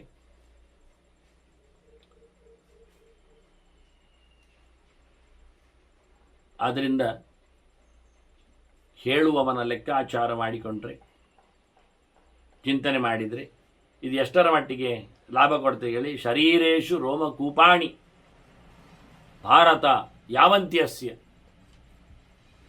ಹಿಂದೆ ನೋಡಿ, ರೋಮಕೂಪಗಳು ಗೊತ್ತಿತ್ತು ಅಂತಾಯಿತು. ರೋಮಗಳು ಅಂದರೆ ಗೊತ್ತು ನಮಗೆ. ಎಷ್ಟು ಕೂದಲುಂಟು, ದನದ ದಾನದನ್ನು ಹೇಳುವಾಗ ಹೇಳ್ತಾರೆ, ದನದಲ್ಲಿ ಎಷ್ಟು ಕೂದಲುಂಟೋ ಅಷ್ಟು ಸಮಯ ಆತ ಸ್ವರ್ಗದಲ್ಲಿ, ಅಷ್ಟು ಸಮಯದ ಅಷ್ಟು ವರ್ಷಗಳ ಕಾಲ ಅಲ್ಲ, ಅಷ್ಟು ಸಾವಿರ ಲೆಕ್ಕ ಎಲ್ಲ ಮಾಡ್ತಾರೆ. ನೋಡಿ ಗಮ್ಮತ್ತು ಅಂದರೆ ಎಷ್ಟು ಜೋರಿ ಇರ್ತದೆ ಅಂತ. ಈಗ ಈ ಸ್ತವ ಹೇಳಿದರೆ ಏನಾಗ್ತದೆ ಹೇಳೋದು, ಇದಕ್ಕೆ ಸಂಬಂಧಪಡ್ತಾರೆ ನೋಡಿ. ಈ ಶಿವನ ಸ್ತವವನ್ನು ಚಿಂತನೆ ಮಾಡಿದರೆ, ಸ್ತೋತ್ರವನ್ನು, 1000 ನಾಮಗಳನ್ನು ಚಿಂತನೆ ಮಾಡಿದರೆ, ಅವನು ತನ್ನ ಶರೀರದಲ್ಲಿ ಇರತಕ್ಕಂಥ ರೋಮಕೂಪಗಳ ಲೆಕ್ಕದಲ್ಲಿ ತಾವಂತೆ ಅಬ್ಧ ಸಹಸ್ರಾಣಿ ಸ್ವರ್ಗೇ ವಸತಿ ಮಾನವ, ಅದಕ್ಕೆ ಗುಣಿಸಬೇಕು 1000ದಿಂದ, ಅಂದರೆ 3 0 ಹಾಕಬೇಕು. ನಮ್ಮ ದೇಹದಲ್ಲಿ ಇರತಕ್ಕಂಥ ರೋಮದ ಲೆಕ್ಕ ಅಲ್ಲ ಇಲ್ಲಿ ಹೇಳಿದ್ದು, ರೋಮಕೂಪಾಣಿಯಿಂದ. ನೋಡಿ, ರೋಮಕೂಪಗಳನ್ನು ಗಮನಿಸಿದ್ದಾರೆ, ಗುರುತಿಸಿದ್ದಾರೆ. ಅದು ಯಾಕೆ ರೋಮ ಹೇಳಬಾರದು, ರೋಮಕೂಪ ಯಾಕೆ ಹೇಳಬೇಕು ಅಂದರೆ, ಒಂದು ರೋಮಕೂಪದಲ್ಲಿ 1 ರೋಮ ಇರ್ತದೆ ಅಂತ ಲೆಕ್ಕ ಇಲ್ಲ, ಅದು ವಿಶೇಷ. ಅದನ್ನೇ ಗಮನಿಸಿದ್ದಿಲ್ಲಿ. ರೋಮದ ಲೆಕ್ಕ ಅಲ್ಲ, ರೋಮಕೂಪದ ಲೆಕ್ಕ ಕೊಟ್ಟಿವರು. ಒಂದು ಕೂಪದಲ್ಲಿ 2 ರೋಮ ಇರ್ತದೆ. ಇದು ಕೆಲವೆಲ್ಲ ಪ್ರಕಾರಗಳು, ದೇಹದ ಲೆಕ್ಕಾಚಾರಗಳು, ವ್ಯಕ್ತಿಯ ಲಕ್ಷಣಗಳು. ಇದು ವ್ಯಕ್ತಿ ಹೇಗಿದ್ದಾನೆ ಅಂತ. ಇದು ರೋಮ ವಿಜ್ಞಾನ. ವಾಸ್ತವವಾಗಿ ದೇಹದಲ್ಲಿ ಎಷ್ಟು ರೋಮ ಇರಬೇಕು, ಎಲ್ಲಿ ರೋಮ ಇರಬೇಕು, ತೆಳು ರೋಮ ಇದ್ದರೆ ಏನು ಲಕ್ಷಣ, ರೋಮ ಇಲ್ಲದರ ಲಕ್ಷಣ ಏನು, ಒಂದು ಕೂಪಕ್ಕೆ 2 ರೋಮ ಬಂದರೆ ಏನು ಲಕ್ಷಣ. ಬಹಳ ಅದ್ಭುತವಾದಂಥ ಚಿಂತನೆ. ಅಂದರೆ ಅವನ ಸ್ವಭಾವವನ್ನು ಗುರುತಿಸಿದ್ದಾರೆ. ಅಂದರೆ ಸಹಜವಾಗಿ DNA ಗುಣಲಕ್ಷಣಗಳು ಸ್ವಾಭಾವಿಕವಾಗಿ ಇರ್ತದೆ ಎನ್ನುವುದನ್ನು ಹೇಳಿಕೊಳ್ಳಿಕ್ಕೋಸ್ಕರ ಇದು. ದೇಹಕ್ಕೆ ಇರತಕ್ಕಂಥ ಧರ್ಮದಲ್ಲಿ ಜೀವನಿಗೆ ಅದರ ಸಂಕ್ರಾಂತಿಯನ್ನು ಹೇಳಲಿಕ್ಕೆ ಬರುವಷ್ಟರ ಮಟ್ಟಿಗೆ. ಇಲ್ಲಾದರೆ ಪಂಚಗವ್ಯ ಕುಡಿದ್ರೆ ತ್ವಗಸ್ತಿಗತಂ ಪಾಪಂ ಎನ್ನುವುದು ಹೇಳೋದಿಲ್ವ. ಮೂಳೆಯಲ್ಲಿದ್ದ ಪಾಪು ಹೋಗ್ತದೆ ಅಂತ. ಜೀವ ಮಾಡಿದ್ದರ ಮೂಳೆ ಅಂತ ಹೇಳಿದ್ದು, ಈ ದೇಹದಲ್ಲಿ ಮೂಳೆ ಇದ್ದದ್ದು ಸರಿ ಅಲ್ವಾ, ಜೀವದಲ್ಲಿ ಮೂಳೆ ಉಂಟು ಅಂತ ಹೇಳಲಿಕ್ಕೆ ಆಗ್ತದೆ. ಅಂದರೆ ಈ ದೇಹದಲ್ಲಿ ಮಾಡಿದ್ದಾನೆ ಅಂತ ಅರ್ಥವ, ಅನ್ಯಾಯ, ಅದಕ್ಕೋಸ್ಕರ ಹೇಳಿದ್ದು ಅಂತ. ಹಾಗಾಗಿ ಇಲ್ಲಿ ಯಾರು ಸ್ತವರಾಜವನ್ನು ಭಾಳ ವಿಶೇಷವಾಗಿ ಇದರ ಚಿಂತನೆಯನ್ನು ನಡೆಸಿಕೊಡ್ತಾರೆ, ಮಾಡಿಬಿಡ್ತಾರೆ, ಅವರು 1000 ವರ್ಷಗಳ ಕಾಲ ಸ್ವರ್ಗದಲ್ಲಿ ಸ್ಥಾನಮಾನವನ್ನು ಪಡೀತಾರೆ ಅಂತ. ಮುಖ್ಯವಾಗಿ ಆಜಮೀಢ ಅಂತ ಕರೀತಾ, ದೇವತಾಷ್ಟ ಆಜಮೀಢ ಅಂತ ಹೇಳಿದಾಗ ಹಿಂದೆ ಯುಧಿಷ್ಠಿರನನ್ನು ಕರೀತಾ, ಧರ್ಮರಾಜನನ್ನು ಗುರುತಿಸ್ತಾ ಹೇಳುತ್ತಾ, ಬಹಳ ದೊಡ್ಡ ಮಟ್ಟಿನ 1008 ಶಿವನಾಮದ ಮಹಿಮೆಯನ್ನು ಕೃಷ್ಣ ತಿಳಿಸಿದ. ಅವನಿಂದಾಗಿ ನಮಗಿದು ಆದರೆ ಇದನ್ನು ಹೇಳಬೇಕಾಗಿರುವಂಥ ವ್ಯವಸ್ಥೆಯಲ್ಲಿ ಅವನು ಅಧಿಕೃತವಾಗಿ ಸಾಧನೆಯನ್ನು ಮಾಡುವವನಾಗಿ ಬರಬೇಕು. ಇಲ್ಲೆಲ್ಲ ಕಡೆ ಹೇಳುವಲ್ಲಿ ಸನ್ನಿಯಮೇಂದ್ರಿಯಶ್ಚ ಭೂತ್ವ ಅಂತ ಹೇಳಿಕೊಂಡು ಅನುದ್ವಿಗ್ನ ಯೋಗ ಅಭಗ್ನ ಯೋಗ ಅಂತ ಹೇಳುತ್ತಾ ಸಾಧನೆ ಮಾಡುವಾಗ ಸ್ತವವನ್ನು ಹೇಳುವಾಗ ನಿಯಮಗಳು ಇರಲಿ ಎನ್ನುವುದನ್ನು ಇಟ್ಟುಕೊಂಡಿದ್ದಾರೆ. ನಿಯಮ ಇಲ್ಲದೆ ಹೇಳಲಿಕ್ಕೆ ಬರುವುದಿಲ್ಲ, ನಿಯಮಗಳು ಬೇಕಾಗ್ತದೆ. ಆದರೆ ಅದಕ್ಕೊಂದು ಇರತಕ್ಕಂಥ ಸಾಮಾನ್ಯ ನಿಯಮಗಳು, ಬಹಳ ದೊಡ್ಡ ಮಟ್ಟಿನ ಗಟ್ಟಿಮುಟ್ಟಿನ ನಿಯಮ ಅಲ್ಲ. ಆದರೂ ಅದಕ್ಕೊಂದು ಕಡೆ ಕೂತ್ಕೊಳ್ಳುವ ಹಾಗೆ, ಆನಂತರ ಆರಂಭ ಮಾಡ್ತೇನೆ ಅನ್ನೋದಕ್ಕೆ ಹೇಳಿದಾಗ ಕೈಕಾಲುಗಳನ್ನು ತೊಳ್ಕೊಳ್ಳುವ ನೆಲೆ, ಉಳಿದ ಕಡೆ ಹೇಳಬಾರ್ದು ಎಲ್ಲ ವಿಷಯ ಅಲ್ಲ, ಅದೆಲ್ಲ ನಮಗೆ ಅಧಿಕ ಪ್ರಸಂಗದ ಪ್ರಶ್ನೆ ಅಲ್ಲ. ನಾವು ಅದು ಸಂಜೆ ವಾಕಿಂಗ್ ಮಾಡುವಾಗ ಸ್ವಲ್ಪ ಹಗುರ ಆಗಲಿಕ್ಕೆ ಮೈ ನಾವು ಪಾರ್ಕಲ್ಲಿ ಕೂತ್ಕೊಳ್ತೇವೆ, ಆಗ ಹೇಳ್ಬೋದಾ? ಹೇಳಿ ಮಾರಾಯರು. ಯಾಕೆಂದರೆ ನಾನು ಸಂಜೆ ಹೇಳಬೇಕು ಅಂತ ಹೇಳಿದ್ದೇನೆ ಯಾರಿಗೊಮ್ಮೆ, ಶಿವಸಹಸ್ರನಾಮವನ್ನು ಸಂಜೆ ಹೊತ್ತಿನಲ್ಲಿ ರೌದ್ರ ಕಾಲದಲ್ಲಿ ಹೇಳಿದರೆ ಒಳ್ಳೆಯದು ಅಂತ. ಆಗ ಅವರು ಹೇಳೋದು ನನ್ನದು. ನಾವು ಅದನ್ನು ಪಾರ್ಕಿನಲ್ಲಿ, ನೀವು ಪಾರ್ಕಿನಲ್ಲಿ ಎಲ್ಲಿ ಕೂತ್ಕೊಳ್ತೀರಿ ಅಂತ ನಾನು ಹೇಗೆ ನೋಡಲಿ, ಅದಲ್ಲಿ ಜಾಗ ಸಿಕ್ಕಿದಲ್ಲಿ ಕೂತ್ಕೊಳ್ಳೋದು ಅಂದರು ಅವರು. ನೀವು ಹೇಗೆ ಕೂತ್ಕೊಳ್ತೀರಿ, ನಾನೇನು ಹೇಳಿದೆ, ಅದು ಕೆಲವೊಮ್ಮೆ ಸೀಟ್ ಇರ್ತದೆ, ಕೆಲವೊಮ್ಮೆ ಲಾನಲ್ಲೇ ಕೂತ್ಕೊಳ್ಳೋದು ಅಂದರು. ನಾನು ಹೇಳಿದೆ ಆದಷ್ಟು ಪೂರ್ವಕ್ಕೆ ಅಥವಾ ಉತ್ತರಕ್ಕೆ ಮೋರೆ ಹಾಕಿ ಕೂತ್ಕೊಳ್ಳೋದು ಚಂದ. ಇನ್ನು ಕತ್ತಲು ಆಗದಿದ್ದರೆ, ಸೂರ್ಯ ಕಂತದಿದ್ದರೆ ಸೂರ್ಯ ಮೋರೆ ಹಾಕಿ ಪಶ್ಚಿಮಕ್ಕೆ ಆಗಿದ್ದು ತೊಂದರೆ ಇಲ್ಲ, ಅಲ್ಲಿ ಎಲ್ಲಿ ಮೋರೆ ಸಿಗ್ತದೆ ನೋಡಲಿಕ್ಕೆ ಅಂತಾರೆ ಅವರು. ಯಾಕೆಂದರೆ ಅಲ್ಲಿ ಯಾರು ಬೇರೆ ಯಾರಾದರೂ ಬಂದಿದ್ದರೆ ಏನೋ ಕೆಲವರೆಲ್ಲ ಪಟ್ಟಾಂಗ ಮಾಡ್ತಾ ಇರುವವರು ಇರ್ತಾರೆ, ಅಂಥವರೆಲ್ಲ ಬಂದಿದ್ದರೆ ಆಚೆ ಮೋರೆ ಹಾಕಿ ಅವರನ್ನು ನೋಡ್ತಾ ಇರಲಿಕ್ಕೆ ಬರ್ತದೆ, ಅದು ಆಗುವುದಿಲ್ಲ. ಆದ್ದರಿಂದ ಸೀಟು ನಮಗೆ ಬೇಕಾದಾಗೆ ತಿರುಗಿಸಿಕೊಳ್ಳಿಕ್ಕೆ ಬರ್ತದೆ, ಅದು ಆಗುವುದಿಲ್ಲ. ಮತ್ತು ನಿಧಾನಕ್ಕೆ ನಾನು ಕೇಳಿದೆ, ನೀವು ವಾಕ್ ಮಾಡುವಾಗ ಎಂತ ಹಾಕ್ಕೊಳ್ತೀರಿ ಕಾಲಿಗೆ? ಅದು ಮಾಮೂಲಿ ಶೂ ಹಾಕ್ಕೊಳ್ಳುವುದು ಅಂತ ಹೇಳಿದ್ರು. ಅದು ತೆಗಿಲಿಕ್ಕೆಲ್ಲ ಇಲ್ಲ, ಮನೆಗೆ ಹೋಗಿಯೇ ತೆಗೆಯುವುದು. ಮತ್ತು ನಾನು ಹೇಗೆ ಅವರಿಗೆ ಸಜೆಸ್ಟ್ ಮಾಡಲಿಕ್ಕೆ ಆಗ್ತದೆ? ಆದ್ದರಿಂದ ಇವರಿಗೆ ಮನಸ್ಸುಂಟು, ಅದಕ್ಕೆ ಇಲ್ಲಿ ಹೇಳುವಾಗ ನಾನು ಅದಕ್ಕೆ ಒತ್ತು ಕೊಟ್ಟದ್ದು. ಇಮಂ ಸ್ತನಂ ಸನ್ನಿಯಮೇಂದ್ರಿಯಶ್ಚ ಭೂತ್ವ ಅಂತ ಹೇಳಿ ಕೃಷ್ಣ ಅದನ್ನು ಒತ್ತಿ ಕೊಟ್ಟದ್ದು ಯಾಕೆಂದರೆ ಸ್ವಲ್ಪ ಗಮನ ಇರಲಿ. ಎಲ್ಲಿ ಹೇಳಿದ್ರಲ್ಲಿ ಆಗ್ತದೆ ಎಲ್ಲ ಹೇಳಲಿಕ್ಕೆಲ್ಲ ಹೋಗಬೇಡಿ. ನಮಗೆ ಯಾಕೆ ಫಲ ಕೊಟ್ಟ ನಂತರ ನಾವು ಇದು ಎಂತ ಆಗ್ತದೆ ಅಂತ ಕೇಳಿದಾರಲ್ಲ, ಎಲ್ಲರಿಗೂ ಆಗ್ತದೆ ಹೇಳಿ ಆಯ್ತಲ್ಲ. ಇದು ಆ ಜಾತಿ ಈ ಜಾತಿಯವಾದು ಇದು ಅಂತಲ್ಲ, ಎಲ್ಲರೂ ಹೇಳ್ಬೋದು ಅಂತ. ಎಲ್ಲರೂ ಹೇಳ್ಬೋದು ಅಂತ ಹೇಳಿದ ತಕ್ಷಣ ಅದು ಸಿಗ್ತದೆ ಅಂತ ಖಾತ್ರಿ ಅಲ್ಲ. ನೀವು ಮಾಡಿದ ರೀತಿಯಲ್ಲಿ ಇರ್ತದೆ. ಕೆಲವೊಮ್ಮೆ ನೀವು ಎಲ್ಲಿ ಕೂತು ಮಾಡಿದ್ರಿ, ಹೇಗೆ ಕೂತು ಮಾಡಿದ್ರಿ, ಮನಸ್ಸು ಎಲ್ಲಿತ್ತು ನಿಮ್ಮದು. ಮುಖ್ಯ ಹೇಳಿದ್ದೇನು, ಮನಸ ಅಂದಿದ್ದಾರೋ. ಮನಸಾಪಿ ಶಿವಂ ತಾತತ್ಯೇ ಪ್ರಪದ್ಯಂತಿ ಅಂತ. ನೀವು ಬಾಯಲ್ಲಿ ಹೇಳದಿದ್ರು, ಕೈಯಲ್ಲಿ ಮಾಡದಿದ್ರು ತಲೆ ಕೊಟ್ಟಿದ್ದೀರ. ನಮ್ಮದು ತಲೆ ಕೊಟ್ಟಿರ್ಲಿಕ್ಕಿಲ್ಲ. ನಾವು ಬಾಯಲ್ಲಿ ಹೇಳ್ತಾ ಹೋಗ್ತದೆ ತನ್ನಷ್ಟೇ, ಆಟೋಮೆಟಿಕಲಿ ಅದು ಸ್ವಿಚ್ ಆನ್ ಮಾಡಿ ಸ್ವಿಚ್ ಆಫ್ ಮಾಡಿದಾಗ ಆಗ್ತದೆ. ಆದ್ದರಿಂದ ನಿಯಮಗಳೆಡೆಗೆ ತಲೆ ಇರಲಿ ಎನ್ನುವುದನ್ನು ಮೊದಲು ಹೇಳಿದ್ದಾರೆ. ಅದನ್ನು ಮೊದಲು ಗಮನಿಸಬೇಕಾದ. ಕೂತ್ಕೊಳ್ಳುವ ನಿಯಮ, ಹೇಗೆ ಕಾಲದ ನಿಯಮ ಉಂಟು ಹಾಗೆ ದೇಶದ ನಿಯಮ ಉಂಟು, ಆಹಾರದ ನಿಯಮ ಇರ್ತದೆ. ಕೆಲವೊಮ್ಮೆ ನಮ್ಮದು ಆಹಾರ ಕ್ರಮದಲ್ಲಿಯೂ ಹಾಗೆ, ನಾವು ಏನೋ ತಿಂದಿರ್ತೇವೆ. ಅದನ್ನು ಕೆಲವರು ಹೇಳೋದು ನಾವು ಮನೆಯಲ್ಲಿ ಅಂತ ಹೇಳ್ತಾರೆ. ಅಂತ ಆಯ್ತು ಹೇಳೋದು, ನಾವು ಮನೆಯಲ್ಲಿ ಮತ್ತು ಮುಂದುವರಿಯಿರಿ, ನಾನ್ ವೆಜ್ ಎಲ್ಲ ಉಂಟು. ಮತ್ತೆ ಹೇಳಿದ ನಂತರ ಮತ್ತೆ ಜಪ ಮಾಡಲಿಕ್ಕೆ ಅಂತ ಆಗ್ತದ? ಅಲ್ಲ, ಜಪಕ್ಕೂ ನಾನ್ ವೆಜ್ಜಿಗೂ ಸಂಬಂಧ ಇಲ್ಲ. ವಾಸ್ತವವಾಗಿ ಜಪ ಎನ್ನುವುದು ಅದು ನಿತ್ಯ ನಿರಂತರವಾದ ಕತೆ. ಎಲ್ಲರಿಗೂ ಈಗಾಗಲೇ ಹೇಳಿದ್ದಲ್ಲ ಅವರು, ಕೀಟ ಪಕ್ಷಿ ಪತಂಗಾನಾಮ ಅಂತ ಹೇಳಿದ್ದಲ್ಲ. ವಾಸ್ತವವಾಗಿ ತಿರಶ್ಚಾಮಪಿ ಅಂತ ಪ್ರಾಣಿ ಪಕ್ಷಿಗಳಿಗೂ ಸಹ ದೇವರ ಯೋಚನೆಗಳು ಬರ್ತವೆ, ಬರುವುದಿಲ್ಲ ಅಂತಲ್ಲ. ಬಂದಾಗಿ ಅವರನ್ನು ರಕ್ಷಣೆ ಮಾಡುವುದಿಲ್ಲ ದೇವರಲ್ಲ. ನೀವೆಂತ ಕ್ರಿಮಿಕೀಟಗಳು ನಾರಾಯಣ ಹೇಳುವುದು ಅಂತೇನು ಕೇಳುವುದಿಲ್ಲ. ಮನಸ್ಸು ಅಂತ ಹೇಳಿದ್ರಿಂದ ನೋಡಿ, ನಮಗೆ ಈ ಗೆರೆಗಳೆಲ್ಲ ಸಾಧನೆಗಳ ಸೂಕ್ಷ್ಮತೆಯನ್ನು ಹೇಳುತ್ತದೆ.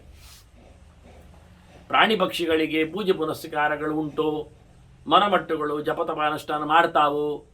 ಅವುಗಳಿಗೆ ಭಾರಿ ಲಾಯ್ಕು ಮಾರೆ, ನಿಂತಲ್ಲೇ ನಿಂತಿರ್ತದೆ ಮರಗಳು. ಎಷ್ಟು 100 ವರ್ಷವೂ ನಿಲ್ತದೆ. ನಾವು ಧ್ರುವರಾಜನನ್ನು ಮತ್ತು ಉಳಿದವರನ್ನು ಎಲ್ಲ ನಿಂತು ಜಪ ಮಾಡುವವರನ್ನು ಕೇಳಿದ್ದೇವೆ.